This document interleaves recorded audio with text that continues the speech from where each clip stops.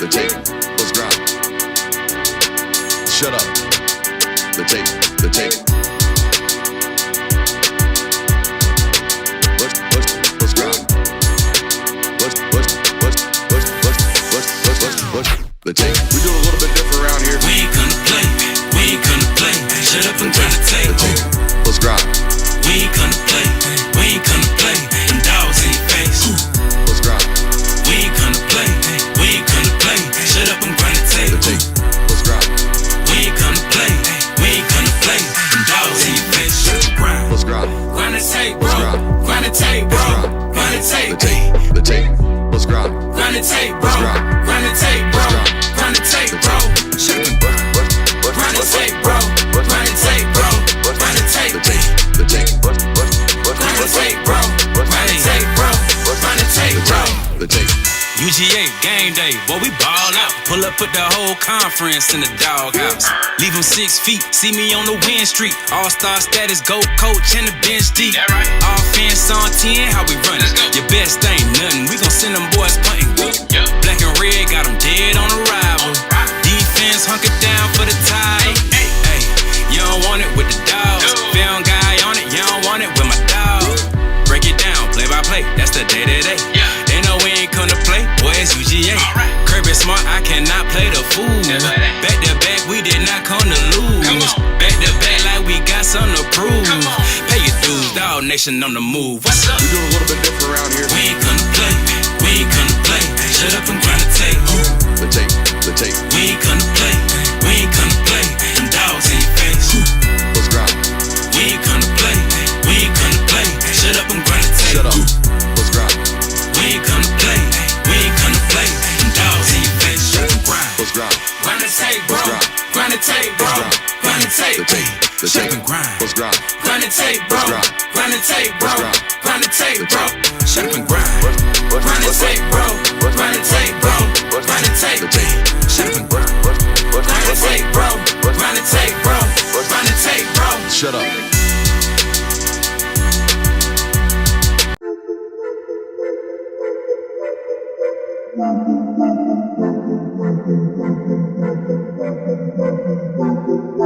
Welcome in, ladies and gentlemen, to MBR, or as we like to call it around here, Nothing But Rants, the show where I find topics that I'm oddly passionate about and I pontificate upon them. These are not hot takes, but rather takes that I'm hot about. What's up? You really like that?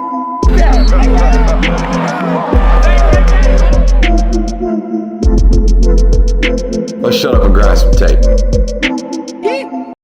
Live. All right, fingers crossed. I think we're good. All right, welcome in, ladies and gentlemen, to a classic Brooks Austin curse. So here's what happens. Every time I speak positively about anything at all, literally anything, an offensive coordinator, a defensive coordinator, a football team, a specific unit, a town, apparently, anything at all, including our show, there is bound to be something bad to happen. Okay, so here's what went down. Yesterday, I had the damn nerve. It's saying no audio now. You're kidding. Are they joking with me? I have people in chat saying no audio. I hope they're joking with me. We got plenty of audio. They're trolling. Oh, you got trolled. Oh, you guys are trolling and you're funny. You're classic right there. That's a collective troll from the audience. They're good. They're funny right there. But what were we talking about? Yeah, anytime I talk positively about anything, Kirby, it's going straight to hell. I went out here tweeting about I play for Shane Beamer. Ooh. Couldn't do it. Not no more. I'm on the verge of tweeting it again just to see if it happens. Not only did the morning of, you said I play for Shane Beamer again. I'm back on the wagon. Had that crash out on the side. Oh, Illinois crashed out against Bielema. I mean, Jesus, man. I'm out here just losing fat L's. But here's what I think it is. I think it's the universe telling me I can't be positive on social media.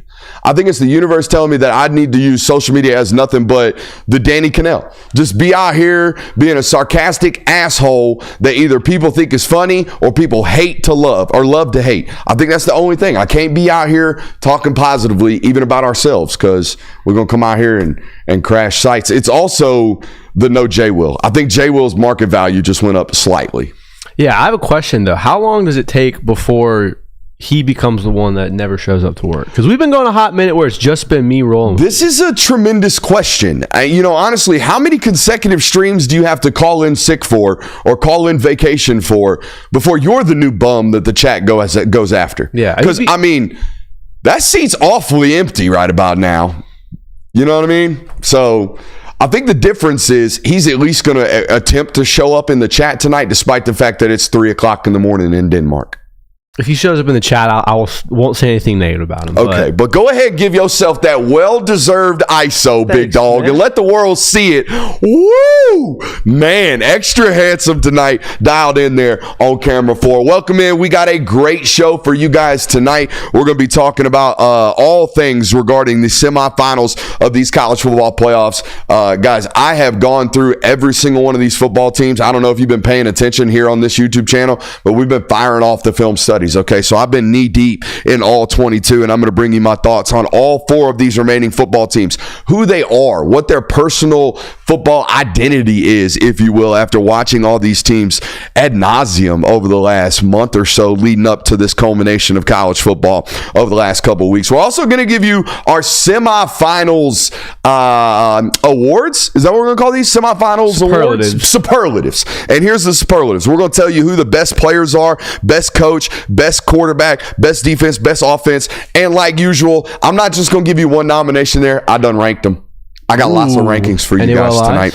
No OLIs because there's only 4 teams. That's so when we're ranking best coaches, ain't no OLIs hanging out in the best coaches rankings. There's a take on social media that I want to lambaste because I think it's the wrong one. It is the cousin to the hard to beat a team twice take. I love the hard to beat a team twice take. It's always right next to hard to beat a team 3 times. Once you beat them twice, that elevates to hard to beat a team 3 times. We got a cousin to that take that I've seen all over social media over the last week, and I can't wait to rip that one. So we got that one, and of course we're going to preview the Orange Bowl and the Cotton Bowl here on the National Hour. Glad to be here with you today on our race to 50,000 subscribers. I want to take a quick moment to give a quick shout out to our friends over at BetUS. If you have not already, head over to BetUS and get in on the action. Using promo code YouTube150, you can get 150% deposit match up to $2,000 on your first deposit and 125% deposit match on your next 2 deposits over there on BetUS. Again, that promo code YouTube150. Kirby, where do you want to start today? I know we got a loaded one. I kind of want to go through these film notes on all 4 of these football teams left remaining. Yeah, I was going to say, let's do a quick recap of all the games we watched while we were gone over break.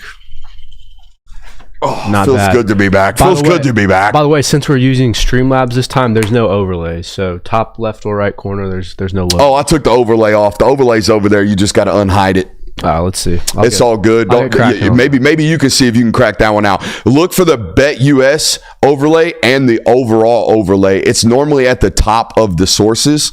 So we're doing some production value for you here on the show.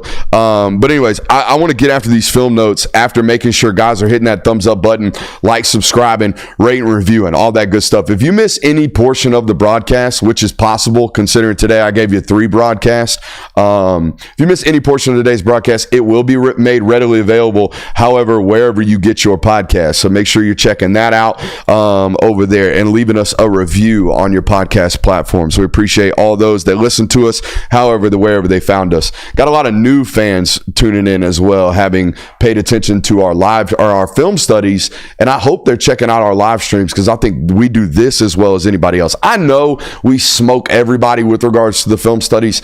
I'm waiting for this one to take off like our film studies have taken off, and it seems like we're on the precipice of that happening. Let's start rattling off these film notes. I see you working over there, baby. They're up there. I see you working over there. First time in the chair in a while doing both jobs. So good job, because that bum J Will's out here taking days off, consecutive days off. Consecutively being a bum. But anyways, let's talk about Notre Dame first and foremost. I think this as an assignment-based as any football team remaining. They play assignment-based football more so than anybody else. They play fast and they play clean football on both sides of the ball. They don't overwhelm you with size. If you're looking at this Notre Dame football team on both lines of scrimmage, particularly like the interior of their defensive line, now that they've lost Riley Mills, you're not going to see overwhelming size. The nose tackle, Howard Cross, is like 6'2", 295. The 3-tech, number 41, he's more of a twitchy eval. He's 6'2", 285, 290. They're not massive for what you normally play against at this point in the season. This is a very fast football team that plays gap-assigned football, and their ability to play man-to-man coverage on the outside allows them to play with at least a neutral count in the run game. Most football teams nowadays are playing 5 guys to your 6. They're playing 6 guys to your 7 in the box. The reason being, everyone's trying to keep everything in front of them playing a bunch of soft zone coverage because everybody's terrified of getting explosive passes thrown against you because not everybody can cover. Well, this team can. This team can play a lot of cover 1 football, and they do so. They play about 90% cover 1. So going into this, you know that they're going to have the ability to add extra bodies to the box. They don't have to be massive, okay? Because they don't play it as light as everybody else does. I love the way their safeties and nickels are playing football right now and have been all year. I'm talking 0, I'm talking 8, I'm talking all these guys that play in the middle of the field for this defense and defensive backfield. I know their corners are great, and they're down their best corner and have been most of the year. I know 29 and 15 are great cover corners. You know that by the style of play that they have. But their ability to play with 8 and 0 and the way that they decisively play football right now, I don't know if there's a more film study driven football team on the defensive side of the football than what I watch from Notre Dame. They know what you're doing. They know what you're best at. They know what you're trying to do. They know what you're going to do off of what you're best at. They are really, really good. And I think that's a tip of the cap to a guy like Al Golden, who Lord knows has seen just about everything with regards to college football. So he is prepared. They are prepared. Offensively, they aren't extremely explosive. If you get them into a football game where they feel like they got to score 35 points to match your 36 or your 35, I don't love the recipe for that for this offense. They just don't have enough weaponry. They're really relying on guys that they found off their lacrosse team, to be honest with you. It's guys out of the transfer portal, like number 5, who I'm drawing a blank on. He's from the state of Georgia, I believe, as well. Anyways, that guy, they're relying on guys like Jaden Thomas to do some end-around stuff for them, some slot receivers to catch the football early, tight ends to hook up in soft shell zone coverage. Their explosives come from their backs and their running game, and they're really, really reliant on Riley Leonard's legs to get them in situations, or when they're in situations that I call get-back situations. What are get-back situations? Those are 1st and 15, we took a false start. Those are 2nd and 10 plus, we took a negative or inefficient play on 1st down. Georgia got smoked on 3rd down in the Sugar Bowl, but if you really go look at that football game, I felt like Georgia lost that one when they won on 1st down. Possessions when they won on 1st down defensively, they got up into 2nd and 12. Way too many times did they allow Notre Dame to end up in 3rd and 4 plus or 3rd and 4 short, okay, because of Riley Leonard's legs. Go back and look at that football game. There are multiple 2nd and 12s where Riley Leonard takes off and now all of a sudden they're in a 3rd and 2. It would have been a whole hell of a lot better to end up in 3rd and 9. We all understand that. We all know that. You've got to be weary of that when you play this football team. Bo Collins is my man's name, and it's spelled LSU Bo. I believe that's B-E-A-U-X, hell Bo yeah. Collins. But anyways, this football team, I think Riley, and this is a Troy Aikman thing that he talks about. He talks about how quarterback play at its highest level sometimes people label game managers incorrectly, and most of the time they do it because that player lacks certain physical capabilities. But what is a game manager? Even the best quarterbacks like Pat Mahomes right now have evolutionized their game to be game managers. Take what the defense gives you. Understand when we have to drive the ball. Understand when we have to make risk. Understand that we're in the red zone and a field goal's okay. Okay, those types of game management areas, Riley Leonard's 75,000 college starts make him great in that area of football. He really manages the game really well, as does their offensive staff. I don't think they I don't think they risk things. I think they're okay playing patient football because they know their defense is really, really good. And everybody else knows that their special teams are very well-rounded as well. I mentioned special teams. I thought that's where you were going to jump in. And yeah, Anthony Blackburn, if you're new to this network, he comments, evolutionized. Welcome to Brooks Austin inventing words. I do it quite often. Yeah, you do that quite often. I was going to say, though, like Notre Dame is one of these teams where it's perfectly cater-built to feast on any mistakes another team makes. Because they don't make them on their own. They're not going to be the most talented team out there, but they take advantage of almost every opportunity other teams provide them. And and you couldn't argue that the other remaining 3 teams in this schedule, in this bracket, really shoot themselves in the foot a lot. You know what's crazy? If I had to pin you up right now and say, hey, who has the more blue chip laden roster, Notre Dame or Penn State, what would your first guess be? First guess is probably Penn State, but right? I know it's Notre Dame. It is Notre Dame by what do you call it? A gnat's hair. Okay, it is very, very small. Over the last 5 cycles, Notre Dame has averaged the 13.75 ranked class. They finished 12th, 9th, 10th, and 15th. Penn State has finished 15th, 14th, 6th, 21st, and 15th for an average of 14.2. The talent is, very, very even in this football game between these 2 teams and 2 rosters. So it's going to boil down to execution and coaching, in my opinion. And I'm going to be honest, outside of Ohio State right now, I don't know if there's a football team executing at a higher rate than Notre Dame on all 3 phases. Okay. Now, that being said, I do think Penn State's offense can be a little bit more explosive. Let's talk about them now. Do you have any more talking points on Notre Dame? I know I kind of rattled through and handled it there for the most part. Make sure you're hitting that thumbs up button. Let's talk Penn State. Big and athletic on the defensive side of the football, but man, can they have days of poor assignment and alignment. I don't know why it is. I think it's teams that play with a lot of pace, so they're not going to have any problems with this. I think in this matchup with Notre Dame, I think Oregon gave them problems with this to start the ball game. I think it's a lack of not preparedness, but the other team doing something that you're not prepared for. They're not great in those situations. They haven't been all year. And they can tend to misalign things, and they can tend to play things improperly with regards to assignment football, right? We call it around this network putting 2 Ds in one hole, okay? It sounds inappropriate, but what it is 2 defensive players being in one hole on offense. That's bad, okay? That means you're vacant somewhere else, all right? My apologies. I do love the personnel that they have on the defensive side of the ball. Everyone's going to talk about Abdul Carter, number 11, and he is a good football player. I fall in love with number 15, so much so that I don't know his name.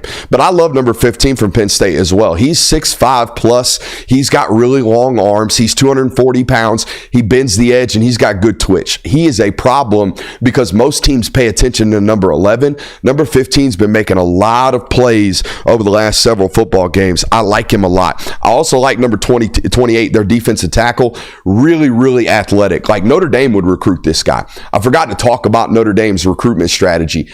They're doing something with regards to player movement, okay, and the way the guys move. They don't have a bad body. They don't have a bad mover on the entire roster, Kirby. It's very similar to what Texas looks like defensively, except Texas is like way bigger. But these guys in their recruiting and scouting department, they are obviously valuing good movers, good body patterns, all across the board. Even their 6'7" giant, that guy moves like a freaking gazelle. That guy moves really well. They're doing a great job. 28 is one of these examples. This is a former high school running back that has grown into a defensive tackle at 6'1", 285, and he moves really, really well. You'll notice him on Saturday.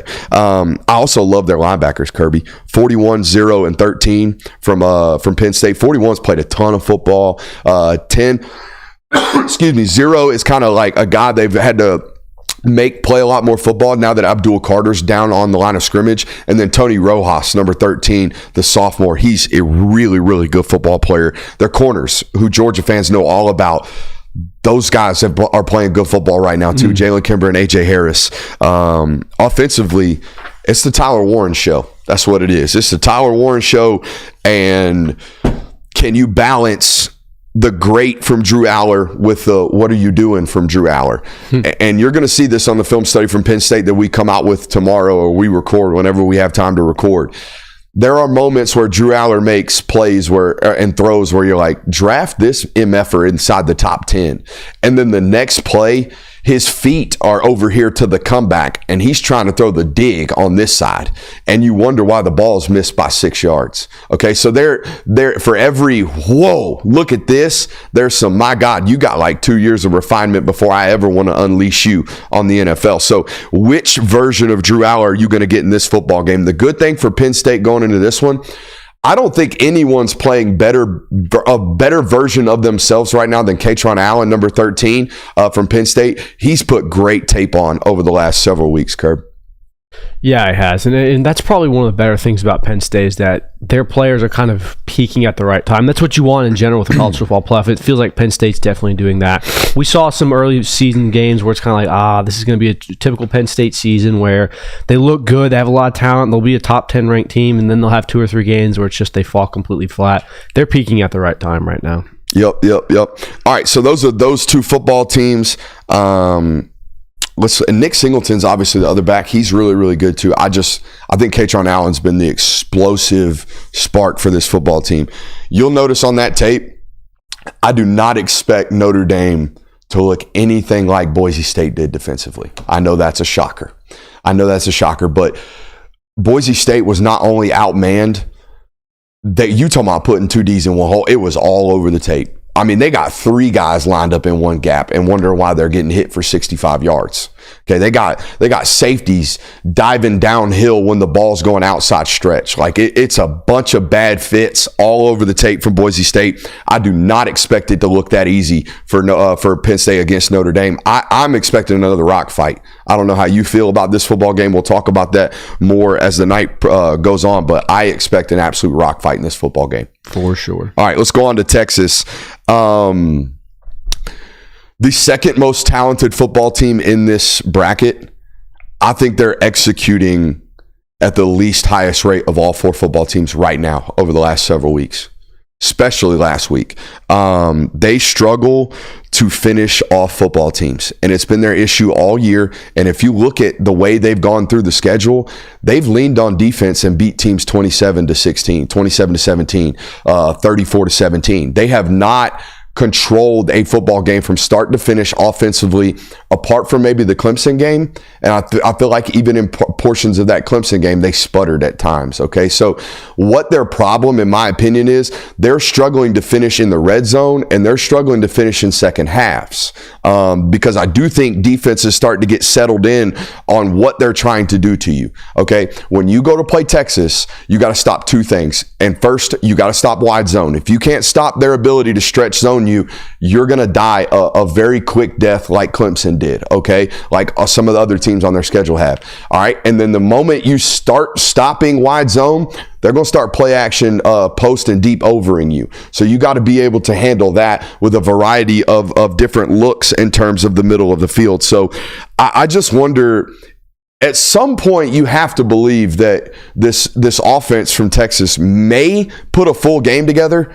I don't love it against Ohio State. I don't love it being against this football team this weekend. Defensively, I do believe they are the nation's top unit. It doesn't mean that Ohio State can't score 30-plus points on this football team, because I do think Ohio State's offense is playing that good. My fear is that Texas's offense in this football game is not going to be able to score with Ohio State. I do think there is a team that's going to cause problems for Texas's defense, and maybe this is the football team. But they got what is required. What is required to stop Ohio State right now? You got to be able to play it light in the box and be able to stop the run. They got the ability to do that. You got to be able to cover. They got the Jim Thorpe Award winner in Barron. So I think they've got some of the requirements to give Ohio State a run for their money defensively. I just don't know if this game's going to be a 21-17 winnable game for Texas. And this point in the season, that's kind of like playoff success winning recipe for Texas, isn't it? That's what they were trying to do to Arizona State. Yeah. I mean, that's what they tried to do to Georgia. Texas has clearly leaned on their defense throughout this season, much more than we ever expected them to. We thought this would be a good defense coming into the year. The defense has flat out carried this team all the way through. I do question if it's going to be one of these higher scoring games, just because Ohio State, while they have looked great for 2 games in a row, has put on those stinkers on tape, has put on the 13 points against Michigan, has had some games where it's like, really, that's all you guys could do today? Now, I get that was in the past. In the last 2 games, they've looked like they put it together. And if they have, that's a real problem. But Texas's defense, if there's anyone in this bracket that could cause Ohio State's offense issues and maybe make Will Howard a little uncomfortable, make some errant throws, it's Texas's defense. There's no doubt. This unit from Texas is the one left in the bracket pool, in my opinion, that can flat out give them problems consistently. I think even Notre Dame would go into that matchup and be like, ooh, we're going to have to play a lot of zone today. I think it's safe to assume that the national champion is coming out of that side of the bracket. I think so. The Texas or at least the massive favorite. Mm-hmm. I think both of those football teams will be favored by a touchdown in the title. On to Ohio State. And this one's simple. I think they're the most talented football team on tape. Yep. However, they're executing, guys. They're playing really, really good football right now. It's not just that they cause problems with their talent. It's not just that they spent $20 million on their roster. From top to bottom, from their offensive coordinator down to their role players, everyone is doing their job. Everyone. They are not missing assignments. They're not getting out executed. They're getting all the way down to hat and hand placement in blocking assignments. They're getting their hat where it's supposed to be. They're getting their hands where it's supposed to be, and they're fighting through the echo of the whistle. And they're the most talented team available. I don't know right now if they play like this. I don't know a football team that's going to get within 7 or 10 points of this football team. I think they handle most of their opponents. Absolutely. And they got the most undefensible player in the bracket left. A guy that no matter what you do, you don't seem to have an answer for, okay? And everyone's going to say, well, you just double team him. Okay. Try double teaming him when they got him lined up next to the left tackle like they did against Oregon, okay? Try double teaming like they did Marvin Harrison. Like they're just dusting off the Marvin Harrison game plan for Jeremiah Smith. The idea that you're just going to 100% take him away, you're not going to. And he's winning every 50-50 ball that there is right now. It's 100% Jeremiah Smith right now.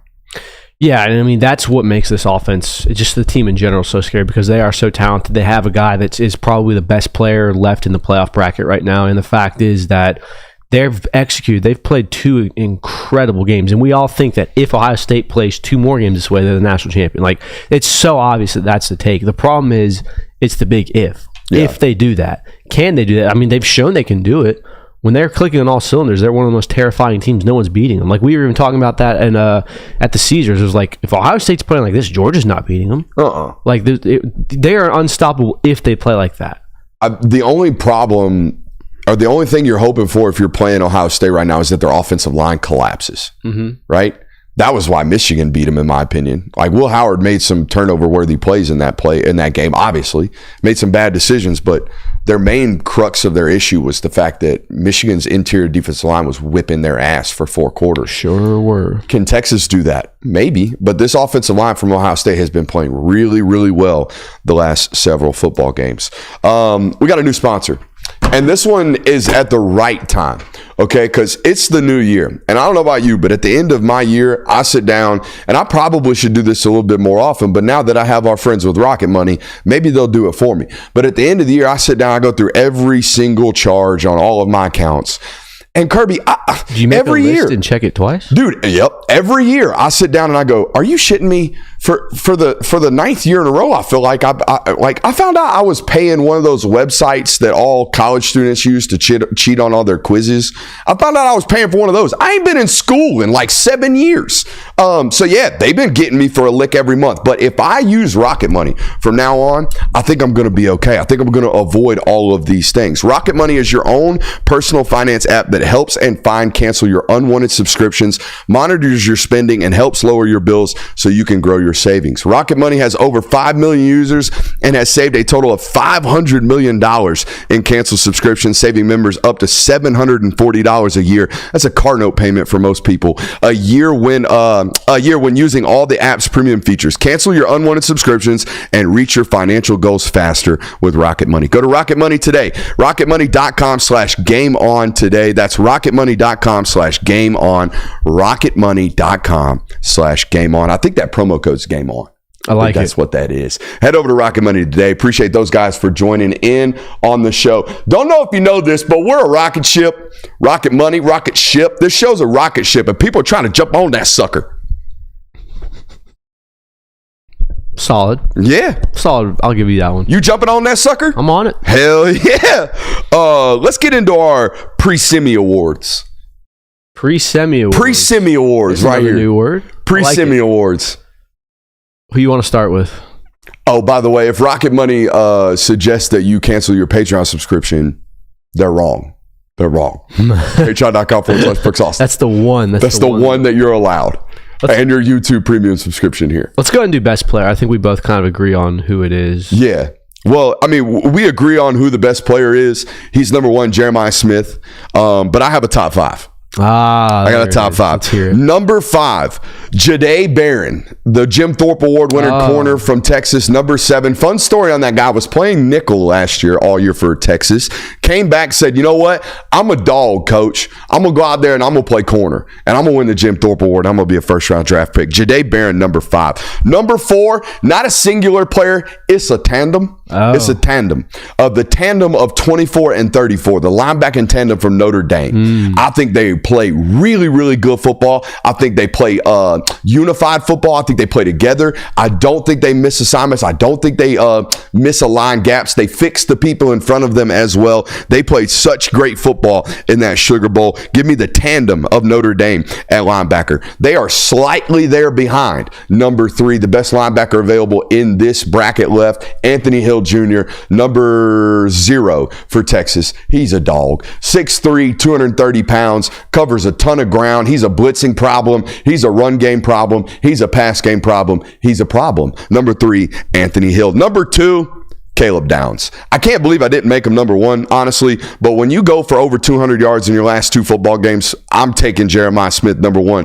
Caleb Downs number 2. So for those of you keeping track at home, Ohio State has the 2 best players. Yeah, that's terrifying. Terrifying. And they're on, opposite sides of the foosball. Best coach. Who you got? I got it 1 through 4. Oh, so you ranked him? Oh, yes, I did. I just gave the best. I went Marcus Freeman. I went Marcus Freeman for this reason. Other than the NIU fiasco that we've all had our jokes and the Marshall fiasco, just weird. But that was last year. I know, but you do it twice. It's a thing. Yeah. It's kind of it's an interesting coincidence for sure. But the fact is that I think we all agree that Notre Dame is probably in the bottom half as far as talent on roster goes. They're the most disciplined team in this bracket. They've been the most consistent team in this bracket, and that all goes back to coaching. So Marcus Freeman is the best coach in this bracket, in my opinion, simply because of the way his team has played. I think it's safe to say that of the 4 teams here, they are the most overachieving team right now. Yeah. So that's why I went Marcus Freeman. I got Freeman 1, Sark 2, Ryan Day 3, James Franklin 4. I like that. And I think there is I don't know. I wanted to say I think there's a slight drop-off after Sark, but we can go ahead and have this discussion. Have James Franklin and Ryan Day at this point done enough for people to stop at the very least? I thought you were about to ask me if my love for Sark's kind of faded. Well, has that happened? Yeah, a little bit. A little bit. Now, I don't know if it's because his quarterback's not all that great. But I've studied, and maybe it's paralysis by analysis, because I've studied Sark this year more than probably any other coordinator. Yeah. But I don't feel like he's, and this is going to sound crazy, but I don't feel like he's as complex as we always made him out to be. Having prepped for him twice, having reviewed him twice, having previewed him another 2 times, I think I know what he does. Whereas like I show up and study Ohio State versus Michigan, and granted it's a terrible performance, but I see them the next week and they seem to be a totally different football team. I see Ohio State, like schematically, they're doing different things. They're not just executing differently. They're doing different things to put teams in conflict. Whereas Texas kind of does what Texas does right now. Yeah. And I think that's probably a little bit a testament to the fact that the talent that he has on his roster probably isn't what it's been. I mean, I think Stark's claim to fame was that 2020 Alabama roster. Yeah. And you go back and look down that list. I mean, say what you want about Mac Jones now. He was a first-round quarterback when he got drafted. Najee Harris was on that team. Devontae Smith. That team threw for 4,300 yards in 10 games. Yeah, I think, or something insane. Crazy like that. So, I mean, like, it makes sense as to why he got that notoriety, and he definitely earned it. And I think that you can't hold him to that standard continuously because the talent just isn't adequate right now. And look, I'll say this about him. Every time he needs just a diamond of a play call, boy, he gets it. I mean, his openers are insane. All the I'm not saying he's not an A+ coordinator. I'm just saying I don't like worship and bow at the feet of Steve Sarkisian like I feel like I did before the season. That makes sense. Yeah, no, it's valid to feel that way. I mean, the offense has not produced very well for Texas, and I think that's a little bit for schematics, but then you could argue the schematics of it are based on the fact that you're, as a coach, doing what you believe that your players will work for. So I will say this, his joke sheet needs updating. Yeah. I don't know what he's telling Mr. Auburn before he goes out there and kick, and I've made a decision. I didn't invent this. I don't know who I got this from first. But I think I would have a one-liner. I would have some type of joke of the week every single week for that moment. When that kicker is just in his own head, nutting the hell up, I'm going to walk over there and go, hey, horse walks into a bar with a long face. And bartender says, why the long face? Or man walks into the bar with a grandfather clock. Drunk bumps into him, breaks the grandfather clock. Guy looks at him and says, hey, why don't you walk where you're going? Drunk man looks at him and goes, why don't you wear a wristwatch like everybody else? Like just some type of good joke, not those two. A good joke for my kicker when he's out there just in his own head swimming. Yeah, I mean, what can you say to a guy like that? And I know like a joke like that is supposed to like lighten the mood, and he clearly like was doing maybe something. Just get the hell away from him. Yeah, I mean, don't say anything to him. I don't know. This was one of the funnier questions I've ever heard a coach answer. Was when one of the media members asked, I think this was when Peyton Woodring was struggling at the beginning of the year last year. What do you do to help kickers kick? And Kirby was like, I don't know. Tell him to make it. I don't know. Like, what do you? Hey, don't miss it left. You've been missing it left a lot lately. Don't pull it. I don't know. What do you tell him? And it's also like the coach can say whatever he wants to, but as soon as you walk back out on the field and it's the entire crowd's cheering, like whatever he just told you goes away. Like you're back in that moment. This is the new game for the chat tonight. I want jokes like this in the chat. What do you call a lost nun?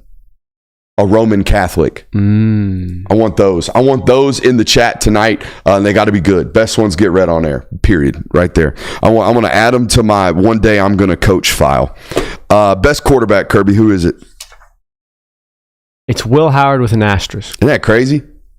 This is King anti-Will Howard deep state around here. And I'm about to do it too. I got a gap. I got like a sizable drop off between 1 and 2. Really? Bro, ain't no quarterback playing near as good a football right now on film than Will Howard. There might be a such thing as a playoff Will Howard. I mean, we are in 0 dark 30 mode out here for Will Howard. He's done turned the phone off, got the flip phone Stetson mode. Number 1, Will Howard playing absolute great football. The asterisk is there because he wasn't playing absolute great football for about 3 months prior to the last month of football. Number 2, and again, I think these 3 guys right now are really close, and they all have their own limitation. Number 2, Quinn Ewers. Yep. I think after 20 yards, Quinn Ewers is a very suspect eval. Very suspect eval. The stats bear it out. Last year, throws beyond 20 yards down the line of scrimmage, I think he was 20%. I think he's one of the worst in college football last year at those metrics with A.D. Mitchell on his roster. Okay, this year, it's turnover-worthy plays in those areas of the ball, or those areas of the field. You wonder, Texas fans, why your average depth of target has shrunk. You wonder why your explosive passing metrics have decreased. It's because 20 yards and beyond, Quinn Ewers has a very, very obvious limitation. Number 3, Drew Aller. I think Drew Aller out here making dynamite throws mixed with Buddy. We're just not playing the quarterback position very well right now. But it's become fewer and fewer of those moments of like head scratching things. I do think with another year of refinement, we're looking at a first-round talent. I do think that's what Drew Aller is. He's a tremendous thrower of the football, and he's a tremendous athlete at that size. I think he doesn't get enough credit for what his legs can do in terms of creating. And number 4, I have Riley Leonard. I do think there are some throwing limitations for him, but I think there's some weaponry limitations at Notre Dame as well for this football team right now. I don't think those 2 through 4 rankings are very far off from one another. I would say I think I'd put Riley Leonard at the 3 spot. Yeah. Just because of his legs as a threat, and it's proven to be something that's very problematic. Like Drew Aller, for as well as he's been playing, like he just seems like a more inconsistent, not more inconsistent, but lower ceiling than a Will Howard. That's kind of my ranking for him. Oh, you got the jokes going? Yeah. What kind of bees make milk? I need out of what? Boobies. Dude, that's actually a good one. That's not bad. That's not bad at all. I definitely think a college kicker would laugh his ass off at that one. That's like the perfect dad joke. Yeah, that's what you need. You need those types of jokes in that moment to get just just one of those. You don't need a cackle. You just need a that's very funny, coach. I like that. I'm going to go out and drill this kick or shank it left because I'm Brent Auburn. Where are we at? We are now moving on to best defense. Best defense. I think the top 3 defenses in this one are pretty close. I think Texas, Ohio State, and Notre Dame are really, really close to the level of execution and pure dominance and talent that you need to be labeled as like the top defense in this playoff. I do think Texas has a slight edge over those other 3. And then I think Penn State is in a different level of like really talented football team, but just missing the down-to-down execution to hold teams to what you're supposed to. I mean, there are multiple games on the game log this year where, you know, they're giving up 30 points to Bowling Green at home. That's not an elite defense. No, and what that is, it's not a talent thing with Penn State. It's a week-to-week inconsistency thing with Penn State, a not prepared thing with Penn State in my mind. I think the one thing that's been kind of weird about Penn State that's kind of saved them all season, if the offense isn't playing very consistent, the defense kind of picks up, vice versa, where the defense is kind of being a Swiss cheese throughout the day.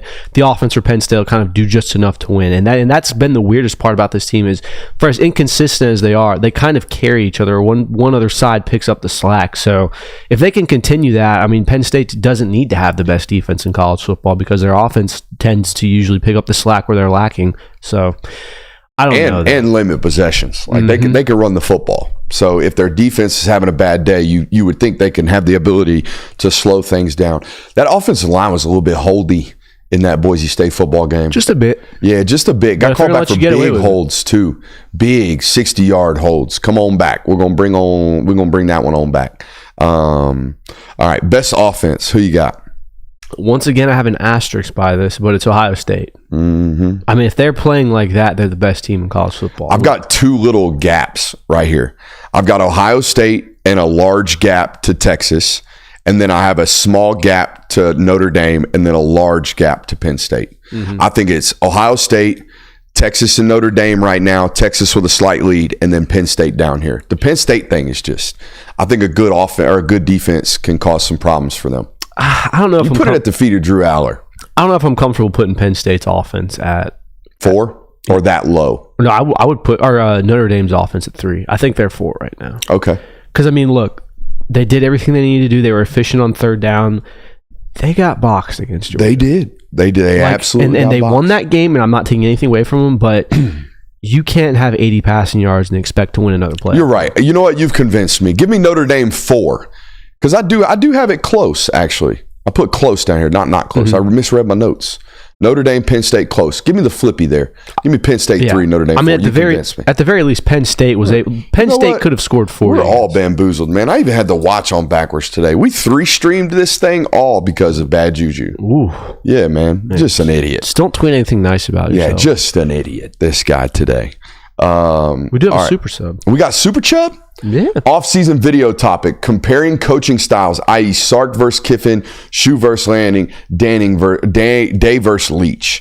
So these like schematic styles or general coaching styles? Because I think some of these coaches, the best of the coaches, go through schematic changes. They go through evolutions, or evolutionize, as we say. They evolutionize their defense or offensive game plans throughout the years and what they got going on. So, but in terms of like leadership styles, I think we can even take that discussion even further into like, what type of CEO are you? What type of day-to-day manager are you? What type of coach are you? I have run into a theory that I have. What's that, Kirby? I think defensive head coaches, their football teams are always execution based. They're always going to win in the margins. Some of those defensive coaches are always the ones who come up with like real unique ways to win football games. They win the games in the margins because they've always been playing chess. They've always been trying to evolve and figure out, how am I going to beat this new opponent this week? Whereas offensive coaches are always, they've got what they've got and they're trying to add to what they do. They're not trying to figure out anew every single week, whereas defensive minds always are. I think offensive based head coaches are always your more eccentric based coaches. They're always your talent based national championship rosters. They don't always win the football games in the margins. Is that fair? I would say that's fair. I'm just thinking of like all of the great offensive coaches are guys like Jimmy Johnson was an offensive coach that won a Super Bowl and a national title. That is very much so a player's coach. That's a guy who recruited really well. They got his players to play at a high level, but wasn't exactly like a strategist. Whereas like you look at Belichick, who won on the pro level, coming to the college level, he's going to try to win it in the margins with schematics. Does that make sense? Yeah, and it is interesting too, because it's kind of like a half-baked theory, but it's what I'm getting at. Yeah, and I think you also have to be kind of more creative as far as an offensive mind goes, because you're having to plug and play different ways to do things.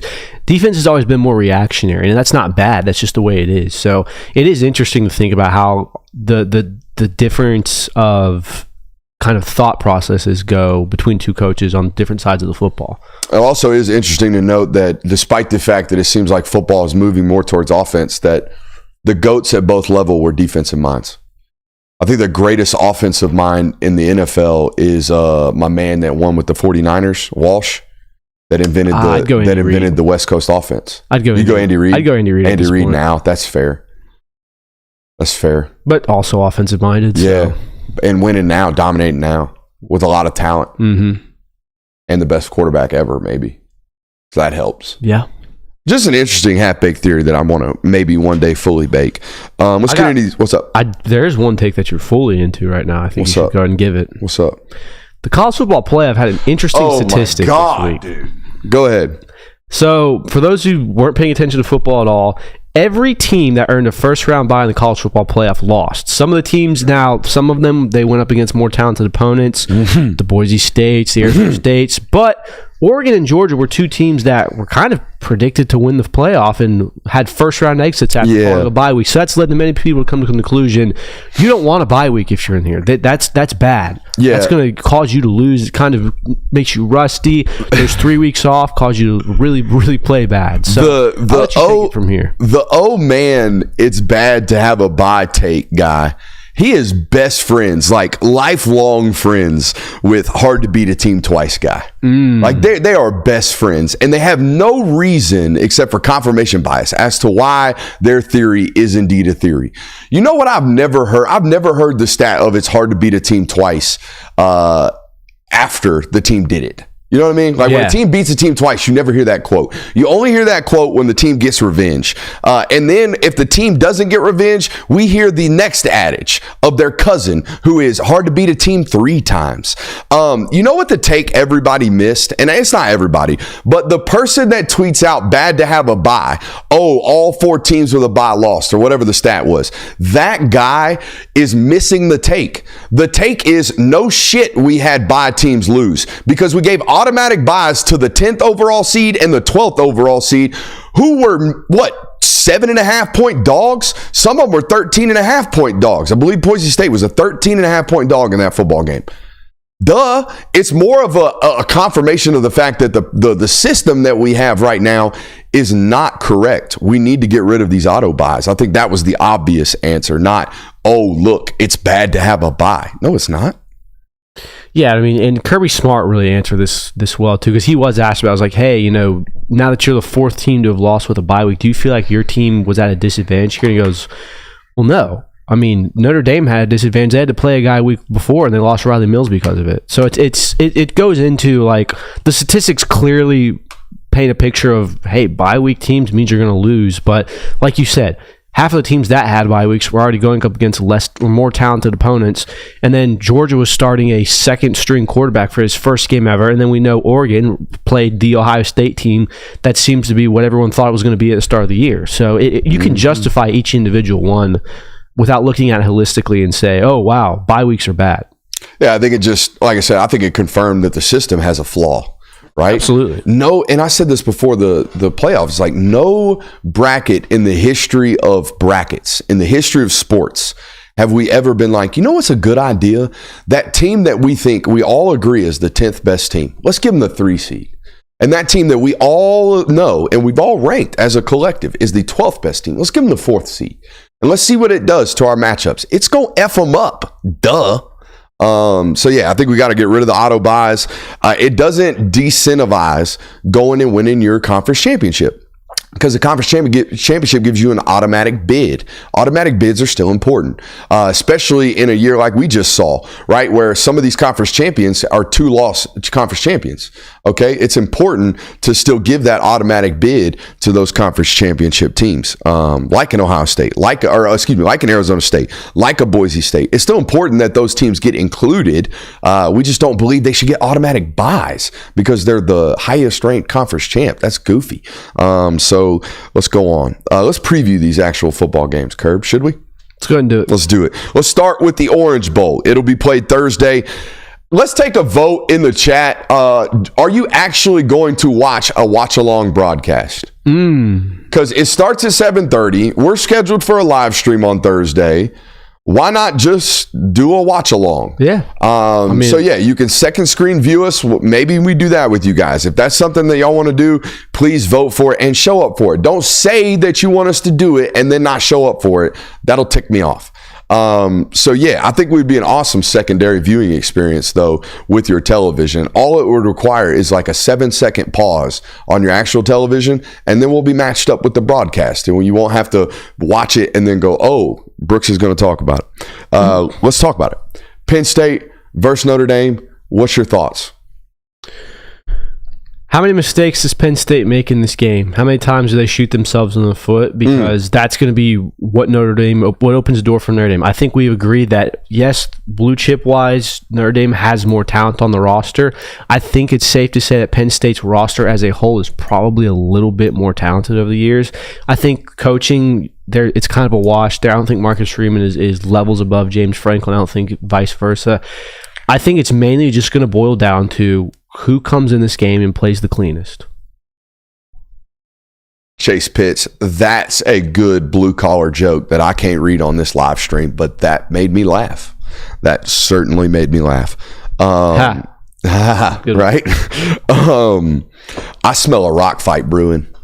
And I think that's how Notre Dame's going to have to go about winning every single one of these football games remaining.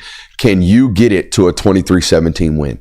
That's what it's going to require. Can you manage this football game, play great assignment sound execution football? I think they can do it. I trust Riley Leonard versus Penn State's defense slightly more than I trust Drew Aller versus Notre Dame's defense. I think that's what it boils down to me. I think Notre Dame's defense has what it's required to make life pretty damn hard for Penn State. Okay, they cover really, really well. I don't trust Penn State's weaponry at the wide receiver position to get extremely loose. Now, here's the question.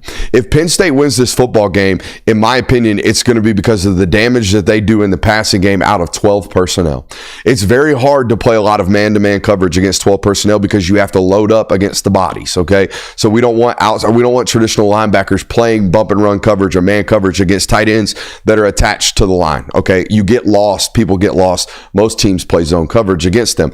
That's going to be Penn State's ability to really get Tyler Warren loose in this football game. And every time you prepare to try to stop Tyler Warren, they do things to get other people loose off of Tyler Warren's attention. So that's going to be the real key in this football game. What kind of game plan does Penn State have out of 12 personnel for Notre Dame's team? Because I'm telling you right now, if you think you're going to be able to line up and have wide receivers create space, I just don't know who's going to do that against Notre Dame this year, except for maybe Ohio State. So I'll have my prediction tomorrow going into this football game, or maybe Wednesday. But I do, sitting here on a Monday watching the film, I do think Notre Dame's going to out-execute this football team. That's what the film at this point in the season has said to me. But that run game from Penn State can equalize a lot of things. Mm-hmm. Texas and Ohio State. The Cotton Bowl. My turn? Your turn. It's pretty simple, honestly. If Ohio State comes out and plays like the team they've played like for the last 2 weeks, they're going to boat race Texas. Texas, as good as their defense is, you can't consistently keep up with weapons like that. We've seen time and time again the best defenses in the world go up against really, really good offenses and get smoked from times, simply because when there's that many weapons on the field, when there's a Emeka Egbuka, when there's Jeremiah Smith, like, you can't cover all those guys. That's going to be a huge problem. Now, if the Ohio State that we've seen against the Michigans and the other teams of the world, where it's like, they're good, they haven't been great, or sometimes they're just bad, this could get very interesting. I don't think there's an avenue for Texas to get into a shootout with this game. As good of an offensive coordinator, as good of an offensive mind as Sark is, I don't think you're going to see a 35-30 instant classic here. If Texas wants to win this game, they're going to have to get Ohio State to play sloppy, and then they're going to have to play consistent enough on offense. Quinn Ewers can't be turning the ball over. You can't be having 3-and-outs consistently. There has to be some form of life in the passing game. I think it's a matchup that favors Ohio State simply just because of the way they've been playing right now. Mm-hmm. But there is still that kind of skeleton in the closet of, hey, they lost to a bad team. Yeah. They lost to a bad Michigan team this year. They've had moments. They didn't look great against Nebraska. Mm-hmm. They didn't look great against Nebraska. They flirted around with Indiana for a little bit. Like, there have been moments of the season where it's like, that's not a national championship team. And the last 2 weeks have been, oh my God, this might be the best football team ever. But it has felt like that. Yeah. It has felt like that. It's felt 2019 LSU the last two games for this football team. It's been weird. So what version of Ohio State are you going to get? It's been the first football team in a long time that I've looked at on tape and just looked and said, well, what do you do? What do you do defensively? Do you try to take away Jeremiah Smith? Do you try to take away the middle, or do you try to leave the middle of the field open because you're trying to take Jeremiah Smith away? And then here comes Emeka Egbuka. Do you try to play the box as light as humanly possible? And here comes TreVeyon Henderson. Even when you do play the box light and you can stop the run against TreVeyon Henderson, oh crap, Will Howard's 6'4", 225, and he can use his legs, and they're willing to do so if the run game isn't conventionally working.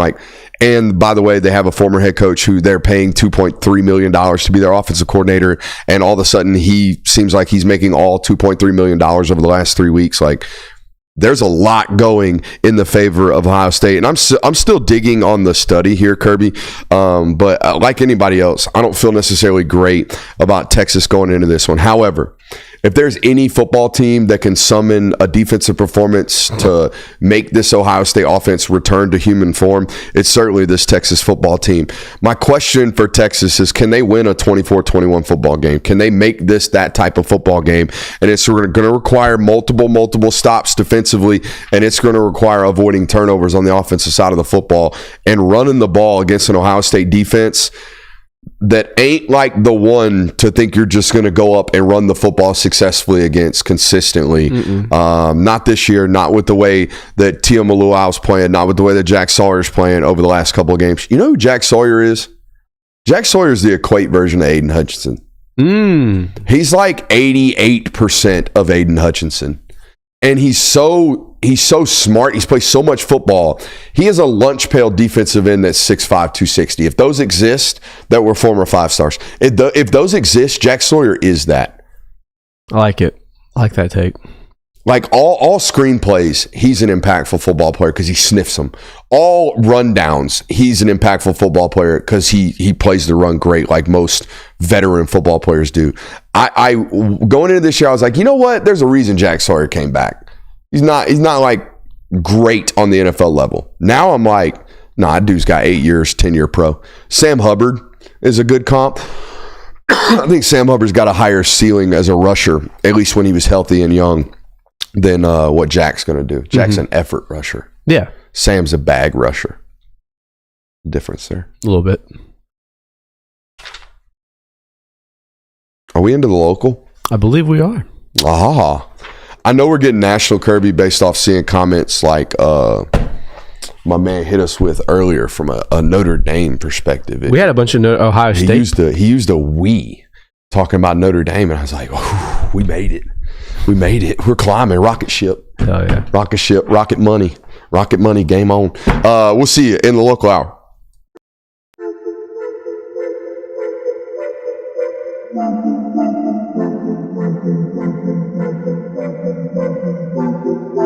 Welcome into Talk the Dog, the show where we find a bone to pick and a take to give. These are not hot takes. These is dog takes.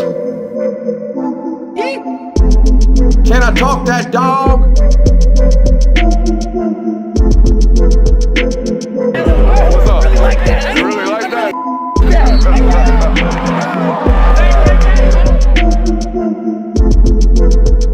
Let's shut up and grab some tape.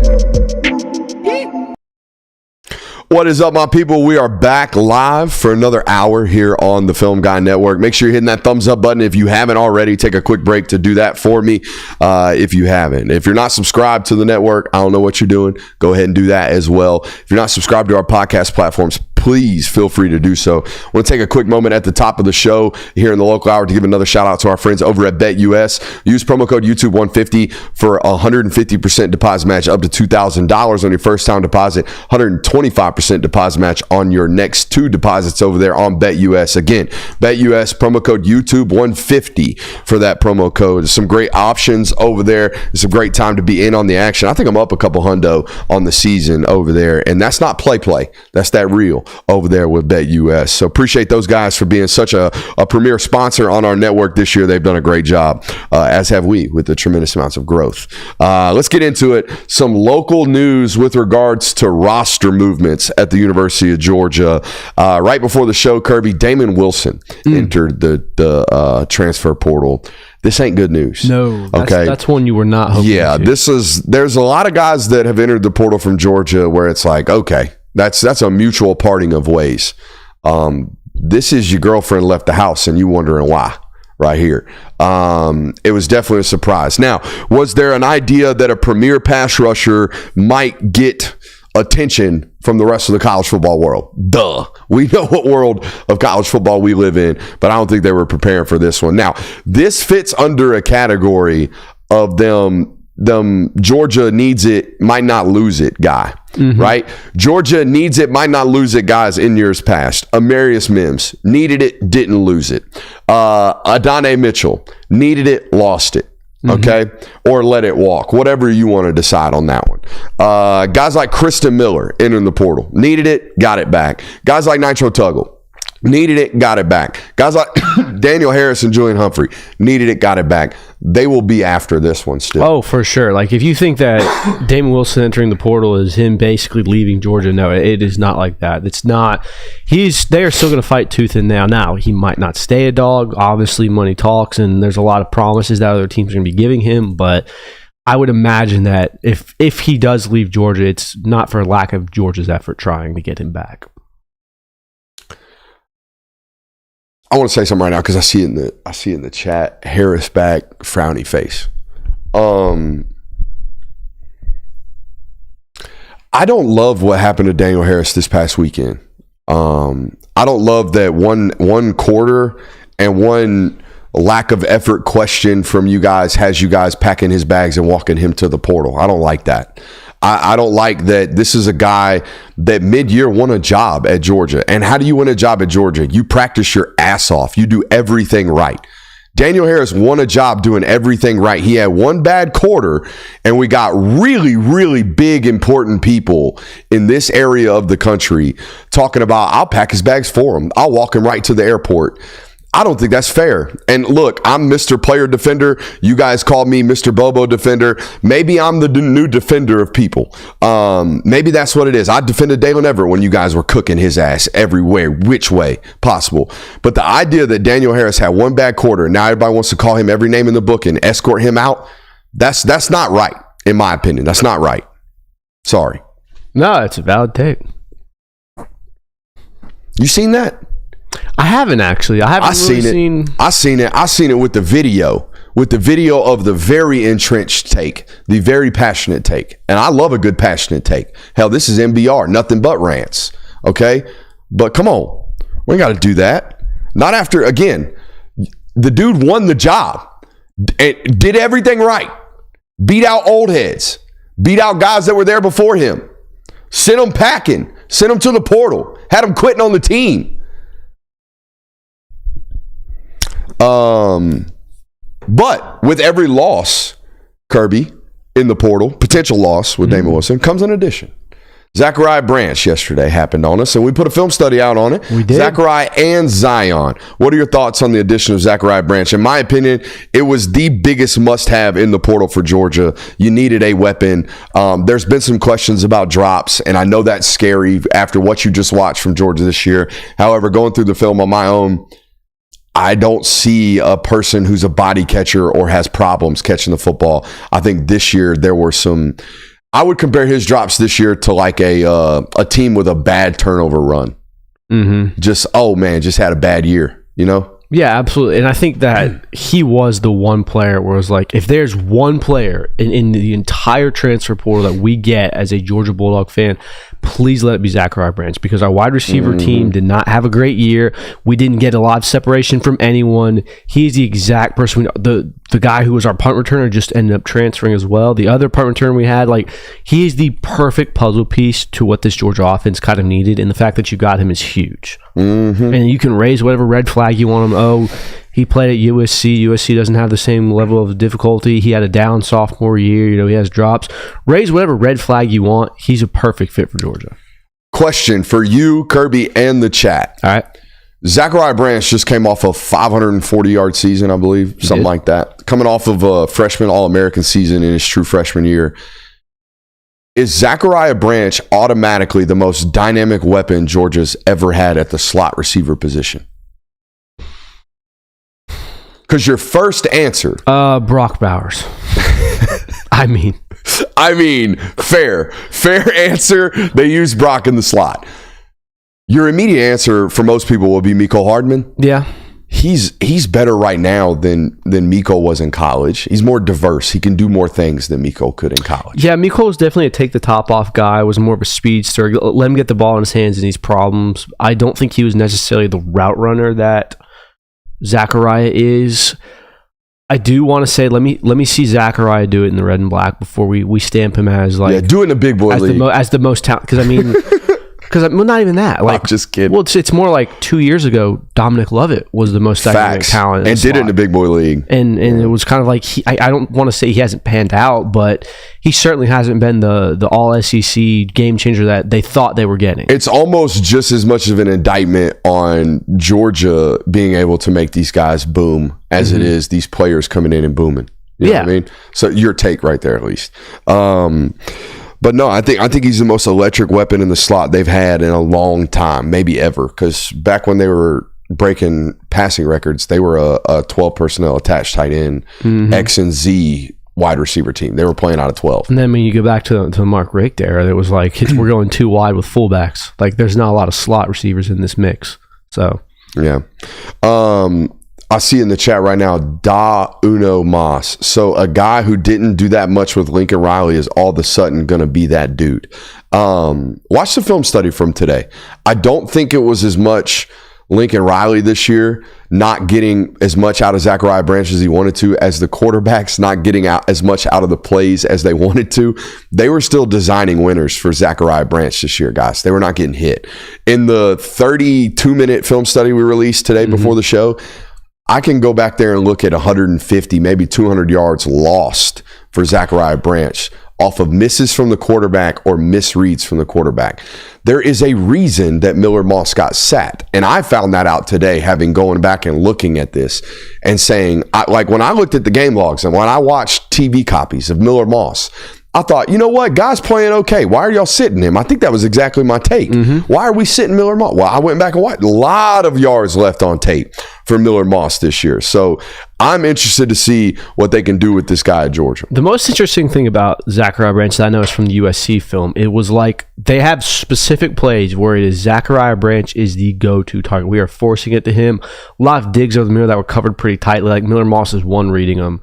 And then there's other plays where it's like, that's a clear winner right there. Yeah, they're not even looking his way. Coach is calling a double move to Zachariah Branch, and he just cooked the corner, and you're throwing a dig over the middle. Mm-hmm. What are we doing? There's very a lot of that. Double move. And it's going to be a lot of that, by the way. The screen and go game for Georgia just got massively better, in my opinion. The screen game just got better for Georgia as well. So I'm interested to see what they ultimately do. 910 Cooper with the Super Chub says, watching his film kind of made me think of a Uber Isaiah McKenzie, bigger frame and less of a gadget guy. Do you like that comp? Certainly as a returner. I saw a lot of USC people in my mentions today, like they gave up on this guy. They were like, he was soft in his return game this year. He dropped a lot of balls. He had a bad year, yada, yada, yada. You're one of those, that's one of those takes that might end up bad. Now, if Jeremiah or if Zachariah Branch comes to Georgia and has just mediocre year and goes off to the NFL, maybe your take doesn't haunt you. But if he goes for 1,000 yards and looks like the best slot receiver in college football, you're going to be like, damn, why didn't we use that guy that way? That's how that works when guys leave your roster. They suck until they're good, and then they're like, oh, damn, why'd we let that guy leave? So. Yeah, I mean, it's so early to tell now, but it's like I said, it's a massive win for Georgia, and it fills a void that you desperately needed. Yeah. That is right. Mundangerous hit us with, that's terrifying that Miller Moss was good for nearly 300 yards per game, 7.1 yards per attempt, and left enough yards on the field to be benched. You're right. You're 100% right. That's terrifying for most offenses. But that's Lincoln Riley, man. Just because you go for 300 doesn't mean we couldn't have gone for 420 today.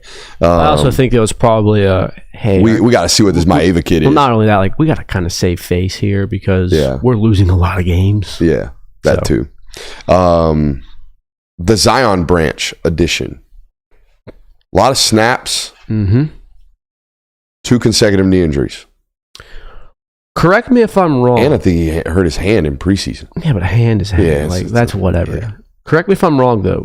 Zamir White had 2 ACL injuries. He did. He had one in high school and then one freshman year. He did. And ended up being a very, very solid back for Georgia. So, I mean, again, there's red flags that come with both of these guys, but what you just got was... I think there's a yellow flag and a red flag.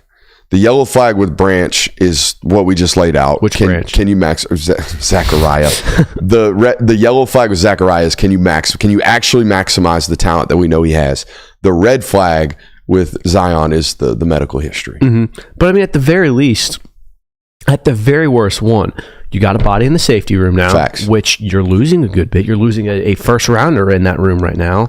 And 2, you've got someone who at the very least has experience, knows what they're doing, has reps, can play in the game. I think that even if he isn't a starter for you, which he very well could be, I mean, this kid could pop absolutely. Even if he isn't a starter, you've got someone who's giving you experience right now. And by the way, comes into the room with a familiar voice in Dante Williams. Not the room, but the defensive back, the defensive coaching staff. At least someone there will be able to say, hey, T-Rob, this is how I reached him, right? This is how I got to him. Not that he needs to be one of those guys, but can we just call the homie Zach? I don't know. His mom will probably call him Zachariah or Zachariah. Oh, I get full name by my mom. Do you? Yeah. What I mean, people first name, sometimes call you Christian. First and middle name. You're a John, aren't you? What's your middle name? Oh, you would never guess my middle name. It's not Thomas. No, it's obscure. Isn't it like uppity? I think I've heard it before. Uppity? Yeah, like like an older name. Yeah. Yeah. What is it? Do you want to tell you now, or let me tell you at the end of the show? Yeah, end of show. Yeah, we'll save it. We'll keep the audience, give a reason. Yeah, tease them on Kirby's middle name. That's what we'll get them. That's how that audience retention rate goes through the roof. Thumbs up, like, subscribe, rate, review, all that good stuff. Another potential addition, and it's looking good. It's looking good for Georgia. It's looking like they're the favorite right about meow. Noah Thomas, 6'6", 200-pounder out of Texas A&M. This was a 3-year starter out there. Well, 2-year starter, 3-year player for Texas A&M. Comes to Georgia with 1 year, presumably, of eligibility. And this is the type of body that they need, and they need to stay on the field if he gets here. Okay, and this is a 50-50 ball winner. I think he had 750 yards this year at Texas A&M. He had a good year. Yeah, I mean, this is the type of like X body style that you say you need in your offense. And I mean, we can talk about it. I think you had a segment on that. The room's getting kind of like filled out here. The room is kind of getting filled out, and I like it. I like it a lot. Mm-hmm. Now, this will be the 6th straight offseason that the Dogs Daily team has written some version of, will Georgia have a 1,000-yard receiver this year? Okay, this is the 6th straight year we're going to do this. So every year we go into this and we're like, wow, pretty talented room. Let's see if they can actually maximize it. All right, here's how the X position is looking right about now. We need to clean this board, Kirby.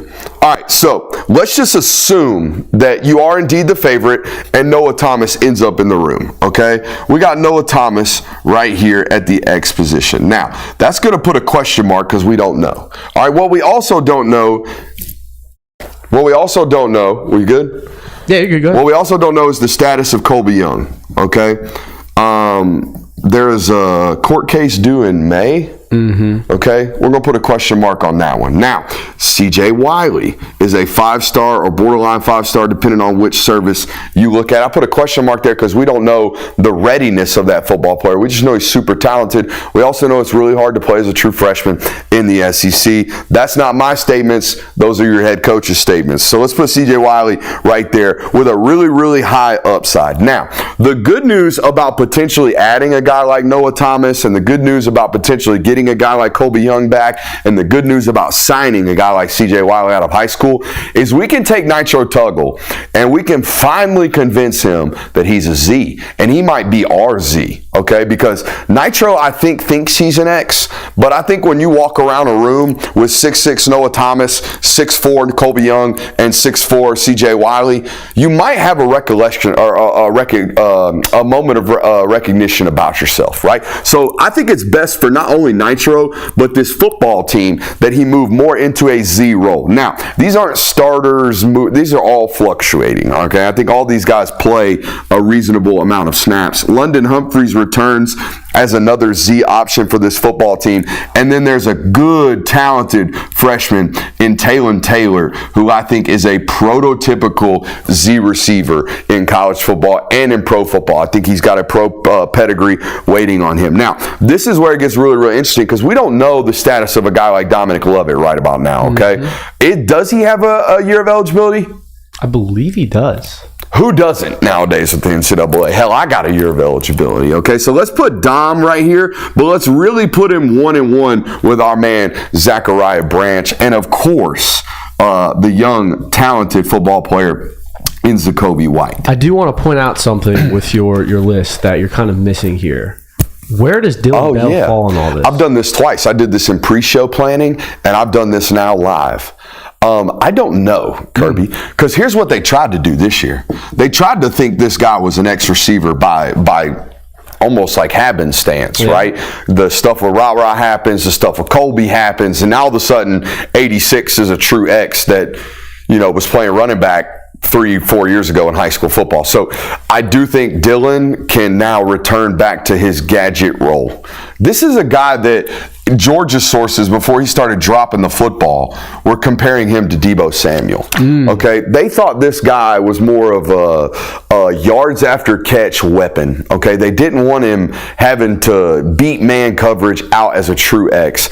I think Dylan goes back into a role where we kind of float him where we need him and pray that he catches the football. Because as much as Arian Smith got flack this year for his inability to catch balls, Dylan Bell led the team in drops, and it wasn't really close. What the hell happened in the room, man? To be honest with you, I saw a lot of football players who didn't seem to have confidence in themselves. That's what I saw. I saw guys who, a lot of head hanging, not a lot of smiles, not a lot of juice, almost defeated, especially towards the end of the year. Defeated. And like Hunter says in the chat, I do believe to an extent that drops are contagious. I do think at some point, no different than like losing cultures, the moment a bad thing happens, most people think, oh shit, here it goes again, and then they start snowballing. I think the same thing happens with a wide receiver core that's struggling with something like drops. The moment the first one happens, it's a, oh shit, here we go again type mentality, and then it just snowballs from there. I don't know. Most people blame the wide receivers coach every time it happens, but I'm going to tell you what I ain't never seen. I ain't never gone to a football practice at a high level and seen the coach over there breaking down the technique of how to catch a football. I mean, you either can or you can't. Yeah. That's like teaching a catcher how to throw the ball back to the pitcher. Yeah, I hope you can do the shit. And that's my favorite thing to do is, like, there's a lot of Georgia fans out there like, it's James Coley's fault. James Coley got in the room and all these players got a lot worse. Like, no one walks through catching. They do contested catches. They do drills for that. But there's no drill where it's like, bro, you've ruined the mechanics of catching a football. Bro, Kirby Smart just got done with a year, and I think these two guys are good. They're going to play football at Georgia. But Kirby Smart just got done with a year where his only wide receivers that he signed were Zacoby White and Nitro Tuggle, two guys that were outside the top 300 in 24/7 Sports. He hires James Coley. Within 8 months, he signs the number one wide receiver in the state of Georgia, flips him from Florida State, and signs another top 50 guy from up in Ohio. Like, you brought this guy in to recruit high-level football players, not teach good football players how to catch the ball. I'll pay you $250,000 a year. Catch the damn ball. You got to ride this one out because you hired James Coley to bring in good football players. And guess what he's doing? He landed Zachariah Branch. How did y'all land Zachariah Branch? James Coley did a bang-up job recruiting the dude to Texas A&M before he committed to USC. So you had an upper leg on this one. That exercise we just did on that board would look totally different if James Coley wasn't your wide receivers coach. Agreed. I know when I get into an old school rant where you're just like, damn, dude's going off a rail right now. Because the moment I get done, you just don't say anything. You just got to sit back and let it sit for a second. Let it simmer. I like that. That's good stuff from you. Hell yeah, man. What's next on the news? We talked, let's talk draft declarations. Got some guys leaving this roster. Let's say goodbye to some damn good dogs. Don't want to spoil anything. One of these guys we're going to talk about, at least one of these guys we're going to talk about is going to be in studio with us pretty soon. Oh, shit.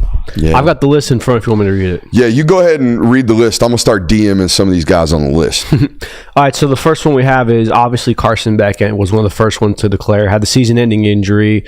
Kind of an unfortunate end to his season and his Georgia career, but Tate Ratledge followed him. Arian Smith, Nazir Stackhouse, Warren Brinson, linebacker Jalen Walker, Mykel Williams, and Malachi Starks. So you're losing a lot of guys to the NFL draft, but honestly, it's one that you anticipate. We all knew that coming in this year, Mykel Williams, Malachi Starks, Carson Beck, Tate Ratledge, it's probably their last year of college football, so it's nothing that you're really blindsided by, and it's not really anything where you had high hopes for. I know Malachi Starks kind of had a post today. It was like, wait a minute, is he coming back with KJ Bolden? But we all knew that this was the last year Malachi Starks playing football.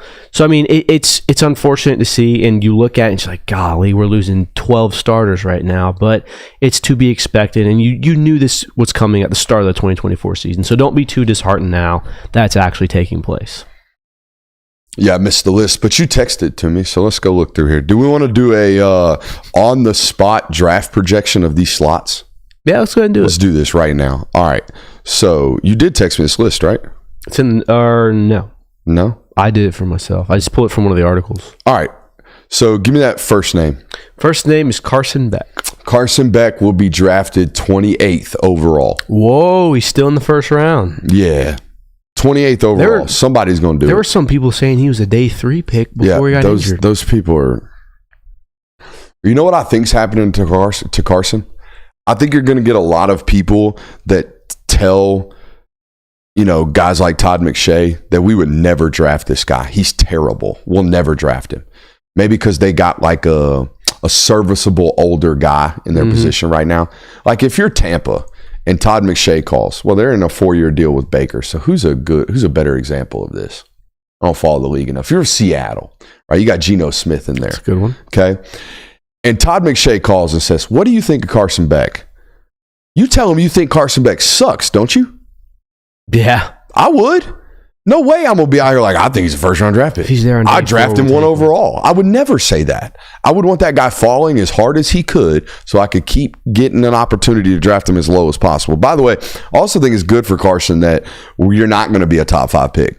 I think it's good for you, buddy. I don't think you needed to be going to a bad situation. I think you need to be going to a good roster where you can, game manage your way to a 12-year career or, elevate some of your offensive members by making the right decision consecutively. Basically have the Kirk Cousins career.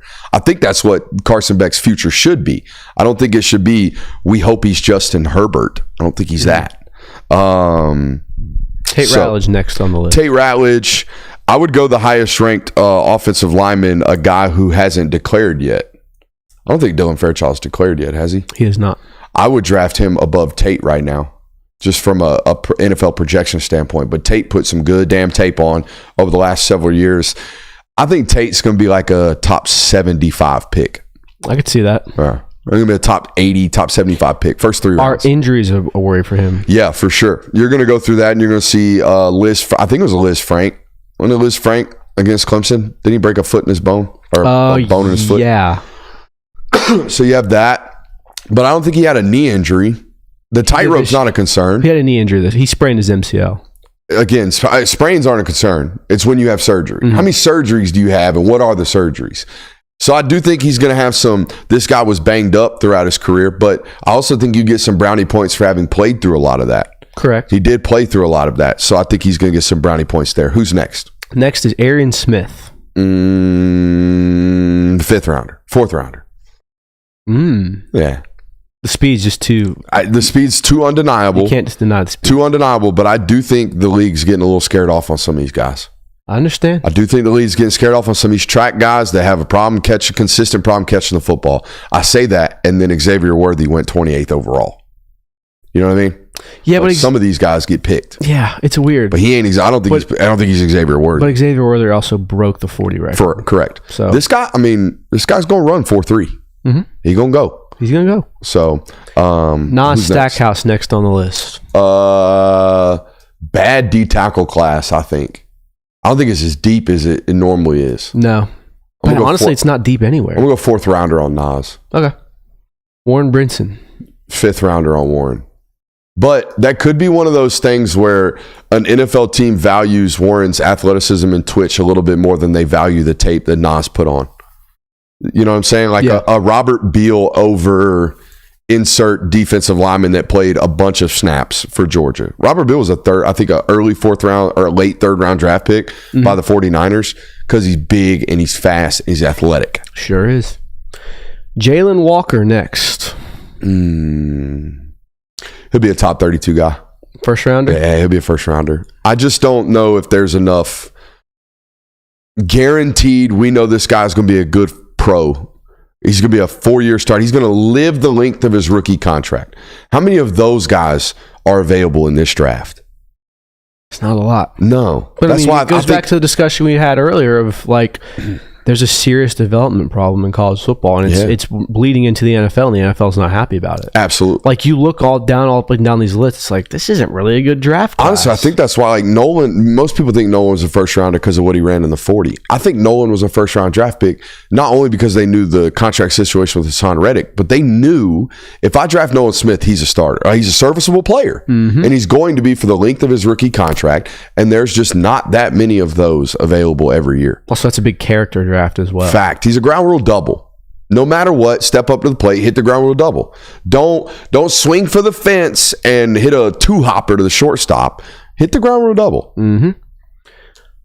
Michael Williams. Another ground rule double. Like, that kid is a 10-year starter for your football team.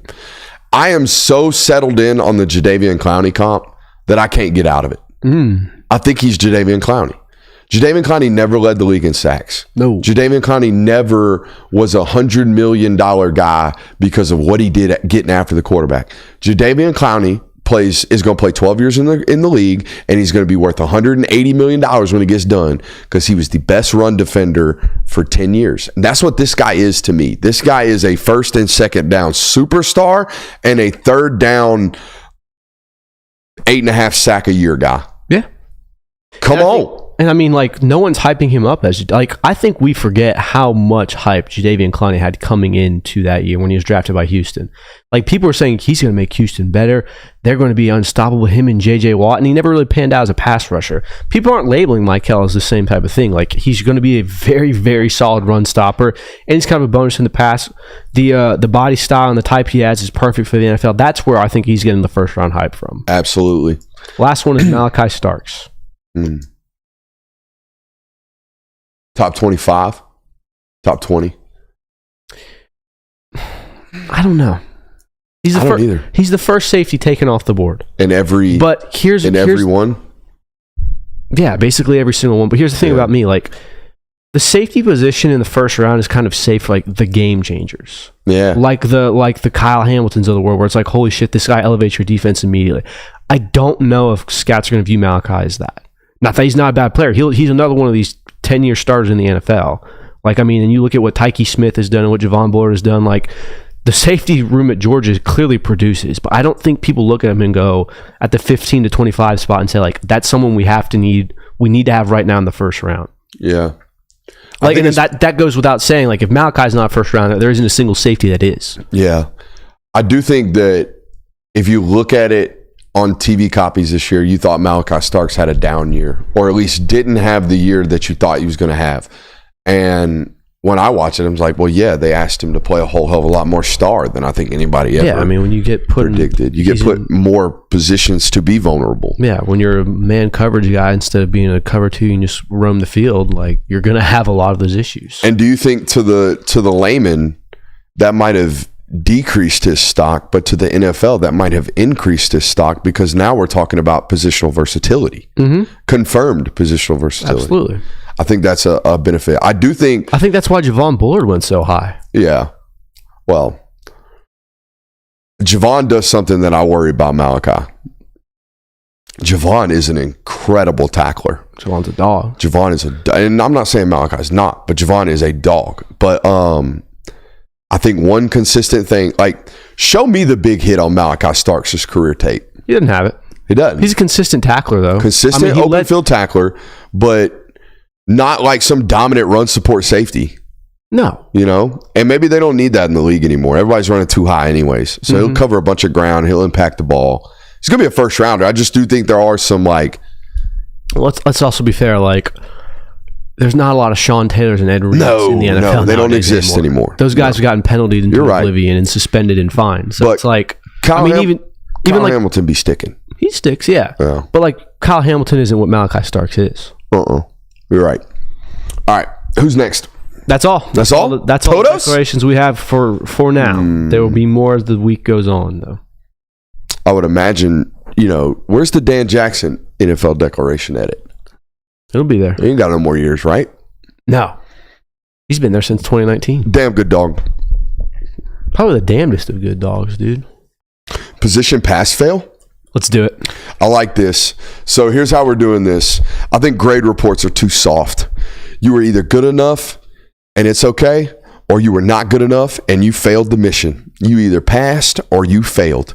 Position pass fail. Let's start with the quarterback position. Did the quarterback position at Georgia this year pass? My answer is yes. I gave it a pass. And I know everyone gave Carson Beck a lot of heat for the performance and the numbers. And look, the production was not there this year, and there were some moments and there were specific games where you go, what the hell is Carson Beck doing? But I think the only thing that it exposed about Carson Beck this year was that he's not an elevator. He's not someone where you can put on a team that's underperforming. He ain't going to take shit and make a chicken salad. No, he's not going to Johnny Manziel. He's not going to Cam Newton your way to a win. He's going to make your offense better. He's going to make it click on time. And a lot of times that he puts you in positions. And I think that, and I don't want to use this as a way to talk negatively about Gunnar Stockton, but a lot of the flaws that Georgia's offense had were masked by what Carson Beck was able to do. And when you put Gunnar Stockton there, those flaws were increased tenfold. So I think that for me puts Carson Beck at a pass this year. Here's why I passed him.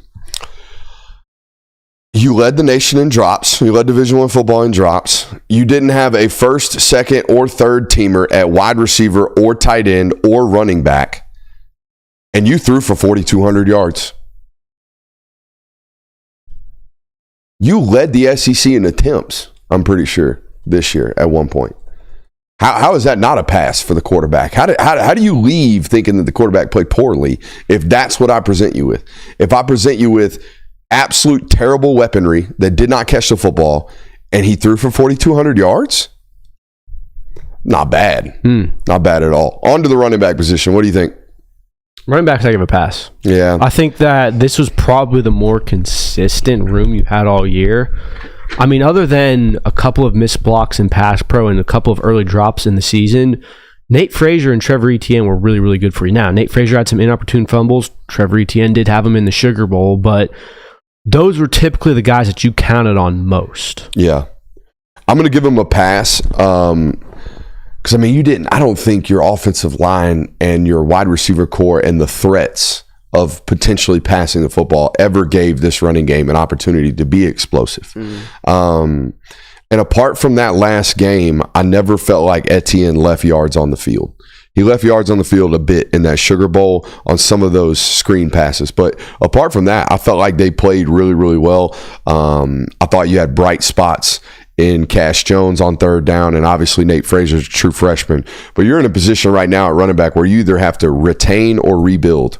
Well, we've got to figure out what's going on with Trevor Etienne. Is he going to declare? If he does, like, what do you're looking at Trevor, or you're looking at Nate Frazier and Cash Jones next year, and then hopeful projections of Chauncey Bowens, of Dwight Phillips. Well, you still have Roderick and Branson. I was getting there, but those are the two injured guys. Like, we still got to recover from new surgeries from both of those football players. So I do worry about that. There's definitely a worry in the running back room, and it felt like Trevor Etienne was kind of the piece you needed last year of like, this is perfect. He might be leaving this year. Yeah. Probably will, honestly. What about tight end? Pass. I failed him. Really? Yeah, man. Way too many times looking on tape where tight ends were just not doing their job. And it wasn't because they were in the wrong spot. Well, Jurasic early on in the season, he looked like he was catching up to the system, but way too many times, particularly that Notre Dame game, where tight ends are just not executing. They're not getting the job done in the run game, particularly. Yeah, and I think maybe I graded them a little softer simply because of, like, you look at it as, well, they can't all be 19. Yeah. No, and that's how I felt about it all season. It was like, you kind of came into the year expecting this to be the room where you regress the most because you lost a generational player. I mean, Jurasic had a 3 or 4 game stretch where he wasn't playing to the caliber you're supposed to. I feel like Lawson Lucky was just... I think Lawson Lucky... He was just consistently okay, never a problem. And I feel like Oscar had moments where he just did not play to the standard of what we think Oscar Delp should be. No. And they were certainly disappointing. Yep. But I don't think it was enough to say it was a failure. And by the way, I'm at a disadvantage here because I watch everybody else's tight ends, and everybody else's tight ends are out here balling the fuck out. Tennessee's tight ends in the run game this year were phenomenal. Alabama's tight ends in the run game this year were phenomenal. I turned that Ohio State tape on, and I'm like, shit, 89 is doing some work. Okay, so I watch all that, and then I come watch Georgia, and there's just some missings, and I think that's what really nailed it home for me today. You go from watching Tyler Warren to that Ohio State tight end to what them Notre Dame tight ends are doing in the run game to having just got done watching Tennessee all year to having just got done watching Alabama all year, and I'm like, okay, these guys are coming up short way too consistently in the run game. Especially after watching Brock Bowers and Darnell Washington over these last couple of years. Wide receiver group fail. Offensive line group fail. Offensive line group. What do you got? We didn't even have to delve in on the wide receiver. Yeah, I failed the offensive line too. Yeah, I did too. And I mean, like, this was like the year that they were going to win the Joe Moore. Just got a text message that's important because we just got done talking about the room. Sources indicating you're still active in the running back portal. Checks out. Might be a slight indication of what might be to come. I mean, it's also like you can never have too many running backs. Never have too many running backs. Every year we're like, God dang, they got 5 of them. It's Come also November, like, it's like, God dang, they got 2 of them. I also feel like running back's the one position where they don't necessarily care about carries. Like, as long as you're consistently getting stuff put on tape and you consistently have an opportunity to showcase your skills, like, there aren't a lot of running backs that come in and say, I need 20 carries a game. Yeah. Because the wear and tear on them is too high.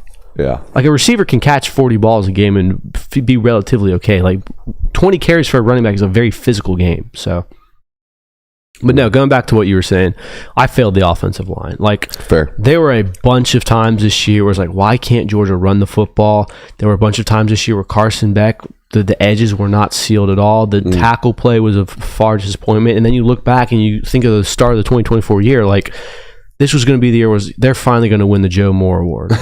And it was probably the least Joe Moore Award worthy team they've had in 4 years. Your run scheme's got to get more diverse. Yeah. I don't think there's any doubt about it. If you're not going to have, I mean, as long as I've been doing this, Kirby Smart has averaged a first-round offensive lineman every year. He puts at least one in the league every year. Who's that right now? We just got done doing the draft discussion. The highest evals, top 65 for me Tate. right now. It's Tate or Dylan. If Dylan declares, it's Dylan for me, but it's Tate after that. And then we're talking about like a 75 guy, not a, I mean, you're averaging inside the top 15 at this position, and it's not that right now. So if it's not going to be that, then you just can't line up and beat guys. You're going to have to line up and scheme them just a little bit, and I think you've gotten away from that, at least this year. On to the defensive side of the football. Defensive line, I gave them a pass grade, Kirby. I want to go ahead and like just spoil it. I gave every room in defense a pass. Yeah, we've got one disagreement point. Okay. Well, defensive line was a pass for me. Yeah, I think they played above what we thought. I think going into the year, we all thought the interior of the defensive line was going to be the question mark. And hell, the first 5 weeks of the season, I felt like they were almost a strong point. What Nas and what Kristen did in that leadoff game against Clemson, and then, Michael goes down and Jordan Hall's still down. Those guys played really, really well all year. I thought Warren developed into what we thought he ultimately could be towards the end of it. I thought they played really, really well on the interior of the defensive line. Played above their pay grade. Absolutely. Onto the edge position, I gave them a pass. Another pass. I think Chaz Chambliss played his best year. Obviously, Michael didn't have a lot of availability through the season, but still was Michael Williams when he was there. Like, there was just a lot of guys that played up to their standard or overperformed or got better. So now edge gets a pass. You passed the inside linebacker group. And this is going to sound crazy because they had a Butkus Award winner out of the group, but I'm going to fail them. And here's why. That is a standard at Georgia. Okay, that is the room that should never, ever have questions of, did you get better? You should always get better. All of them.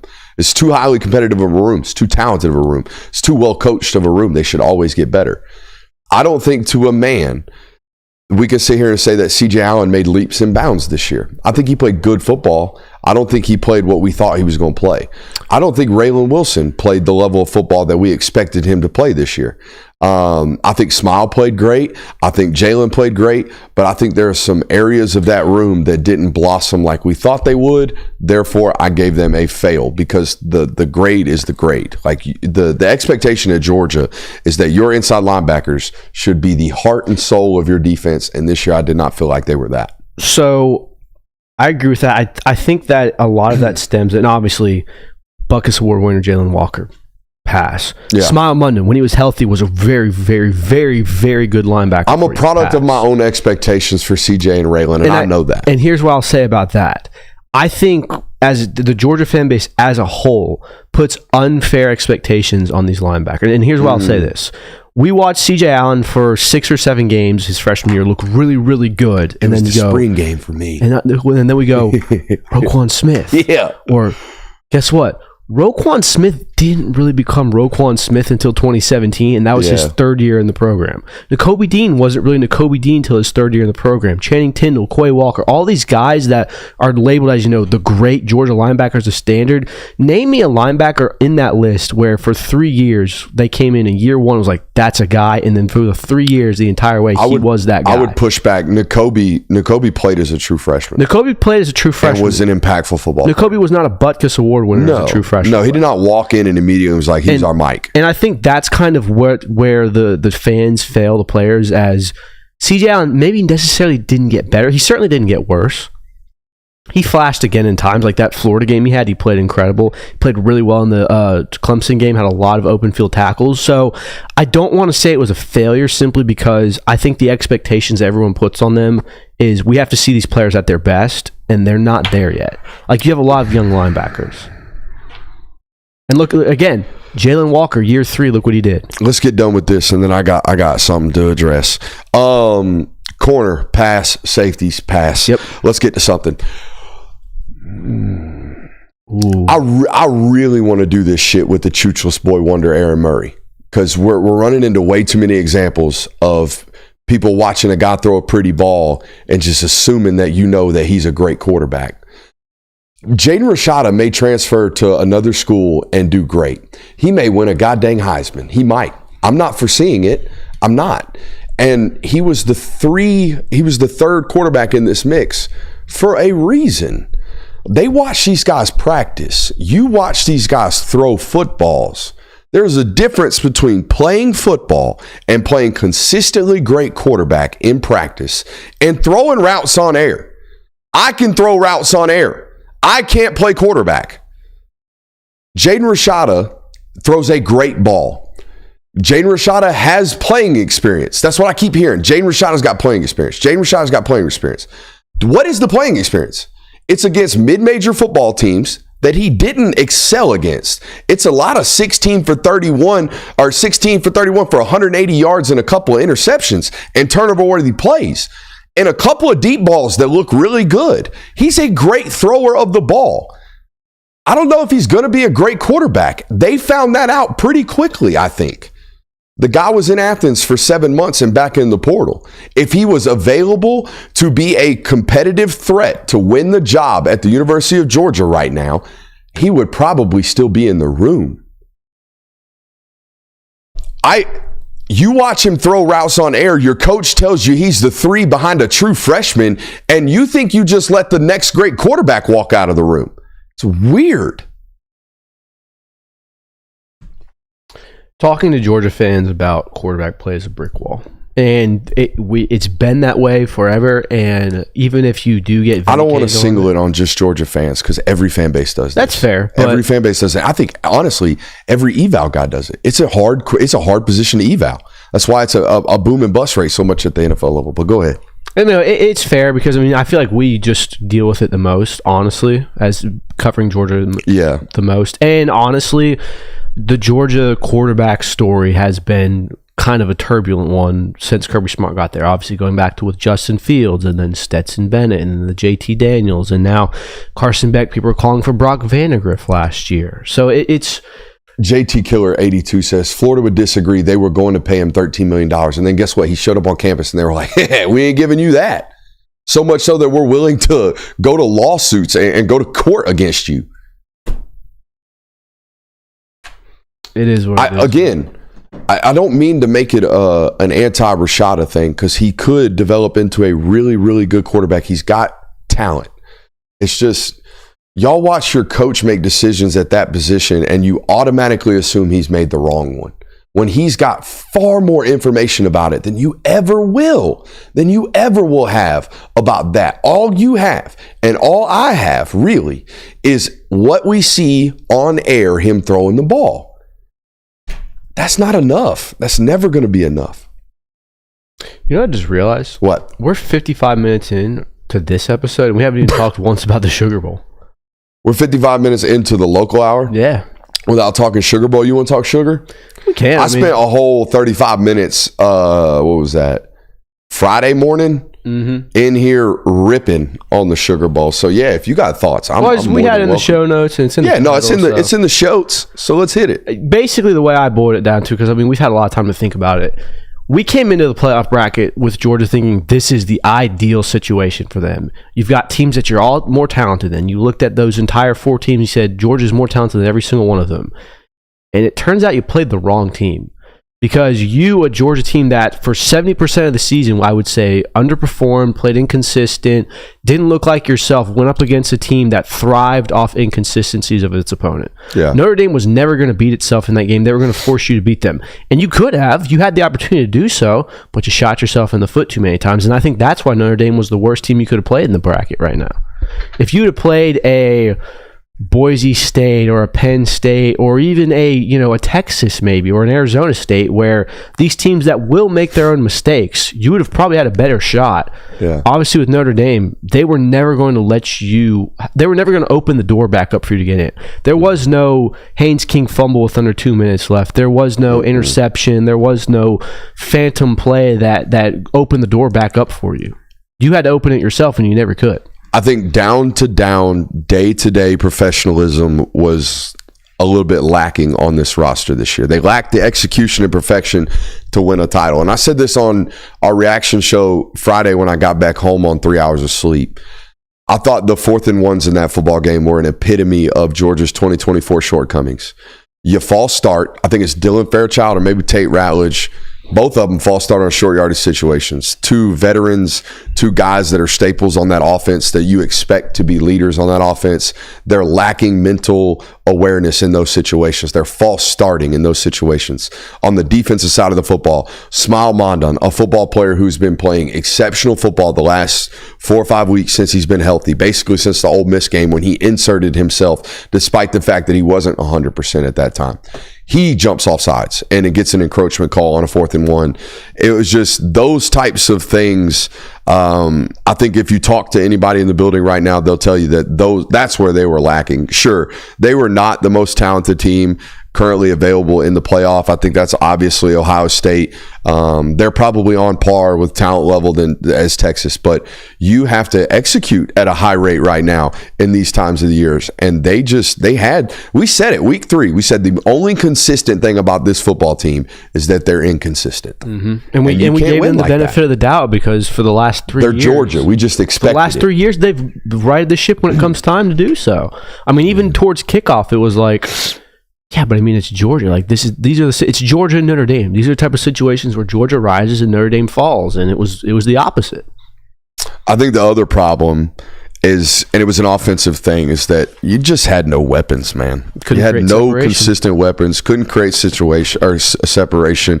On top of the fact that the offensive line played up and down most of the year, tied due to a little bit of injury. Like I think that I don't think that's an excuse. I think that's a explanation of some of their up and down play. But like I said, man, if I told you preseason you don't have a first team all SEC wide receiver or a second team or a third team wide receiver, you don't have a first team, second team, third receiver, tight end, you don't have any weapons at all, and you throw for 4,200 yards, you tell me that, and I'll be like, God dang, y'all must have been playing some quarterback and y'all must have been coordinating some suckers. Mm-hmm. Y'all must have been out here getting some wins in the playbook, and that's not the narrative right now. The narrative right now is you need to fire your coordinator and hire somebody else, and that's a byproduct of losing, I think, more so than it's a byproduct of losing. And then if you look up, the last 3 performances weren't great. Well, not only that, you go to the stat sheet and you average 33 points per game this year, when the last 4 or 5 seasons has been up in the high 30s, 40s even. Like, statistically, it was not a good year offensively. But then when you break it down and look at it as the play call, like the perfect example I have of this is in the Sugar Bowl. Mike Bobo drew up two home run winners and got 1 touchdown out of it. Yeah. Like that's the 2 and 3 plays. Yeah, Mike Bobo consistently had to do that all season, where it was you have to have 2 winners to get 1 because they might not execute on the 1. Yeah. Like, how many times a year in film studies did you say they missed a touchdown here? Quite a bit. I think this is a good warranted criticism, and I think they're in the building right now trying to figure this out. Averaging 6 points per game against Power 4 opponents in the first half is not good. Not at all. That's not good. That means your openers aren't good. Now, I would have to go back and like really study tendencies of opponents to figure out what they are and who they are prior to playing you. But I do remember multiple times, okay, and it might have been an excuse for his buddy. I don't know. But I do remember multiple times Kirby Smart coming to the microphone today saying they played something we didn't expect. They did something we didn't expect. I know for a fact Clemson did that to you, and I know for a fact by the second half you'd figured it out and you started working their ass, and you saw that as well. But yeah, I do think some of these slow starts are a byproduct of we got to be a little bit better at the coordinator position. And I think he would admit that. I think Mike Bobo would admit that. We can't start every game or start every second half down 17-6. We can't do that. That's not good football. No, so I don't think anyone's satisfied with the offensive production you've had this year. I think this is my take. I think we're in the next era of Georgia football. We had this conversation, and I don't know what this next era looks like, but I definitely think we're out of the culture and the down-to-down excellence that we had or we were watching from 21 to 23. The golden era. Yeah, the golden era, if you will. But when you label it the golden era, you tell fans that we're not returning to that. And I don't think that's the case. No. I think we're just transitioning into you got to rebuild it again. And here's what I got.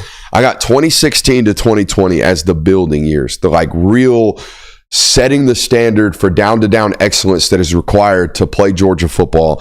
Those were built in that 2016 to 2020 football years. If you look at those Georgia teams, they were not as talented as that 2021 to 2024 run, but by God, they executed at the rate that those teams did. They were paying attention to the down-to-down excellence required. 2021 to 2024, you paired up excellence and discipline with extreme levels of talent that will probably never be seen again on the college football levels unless you pay $30 million a year. And then now you got this 2024 team that we watched it. They lack the consistency. Okay. So we're back into that era of you've got to build the culture and the down-to-down excellence required to go win a national title again. That's where we're at. Mm-hmm. I think that's exciting. I know that's going to sound weird. No, I agree. But I think it's exciting to find out how you build it back up. Did Saban have one of these where he won at an early stretch and then kind of had 1 year of a lull, figuring out maybe you got some down-to-down problems and then right back up? That 2013 and 14 season was relatively disappointing. You lost to Auburn in the Iron Bowl, obviously the kick six. Then the year you followed up, you got smoked. Didn't get smoked, but you got handled by Ohio State in the round one of the playoff. Then obviously you came back and you had those 2 years with the versus Deshaun Watson rematches. So, I mean, yeah, Alabama went through the same thing. What if we just renamed him, just changed his legal name to like Mike Johnson? Instead of Mike Bobo. Yeah, we just legally changed his name to Mike Johnson and had him dye his hair. Or Hawk. And shave, or maybe grow a beard. Hawk? Yeah. Mike Hawk? You fell for it. That's a good one. Boy, that'd be a proper way to end the show, wouldn't it? Oh, man. That's good work from you there, Curb. I can't believe you fell for it. By the way, I can't believe I did either. My middle name is Aubrey. Aubrey. Oh, big Drake guy, huh?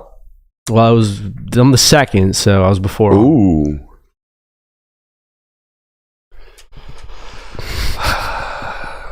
You got me on Mike Hawk, dude. I got you, dude. That's crazy work. Right. Appreciate you guys for being here. Make sure you hit that thumbs up button on your way out. We'll see you tomorrow. I got film study loading up tomorrow, don't we? Oh, yeah. Who we got? We got Texas? No, we did Texas. But we didn't publish it. Oh, yeah. Right? Okay. So we got Texas to be released tomorrow here on this network. Tomorrow morning, we got Texas's offense against Arizona State. Strugglesome efforts in the third and fourth quarter for Texas. We'll figure out why.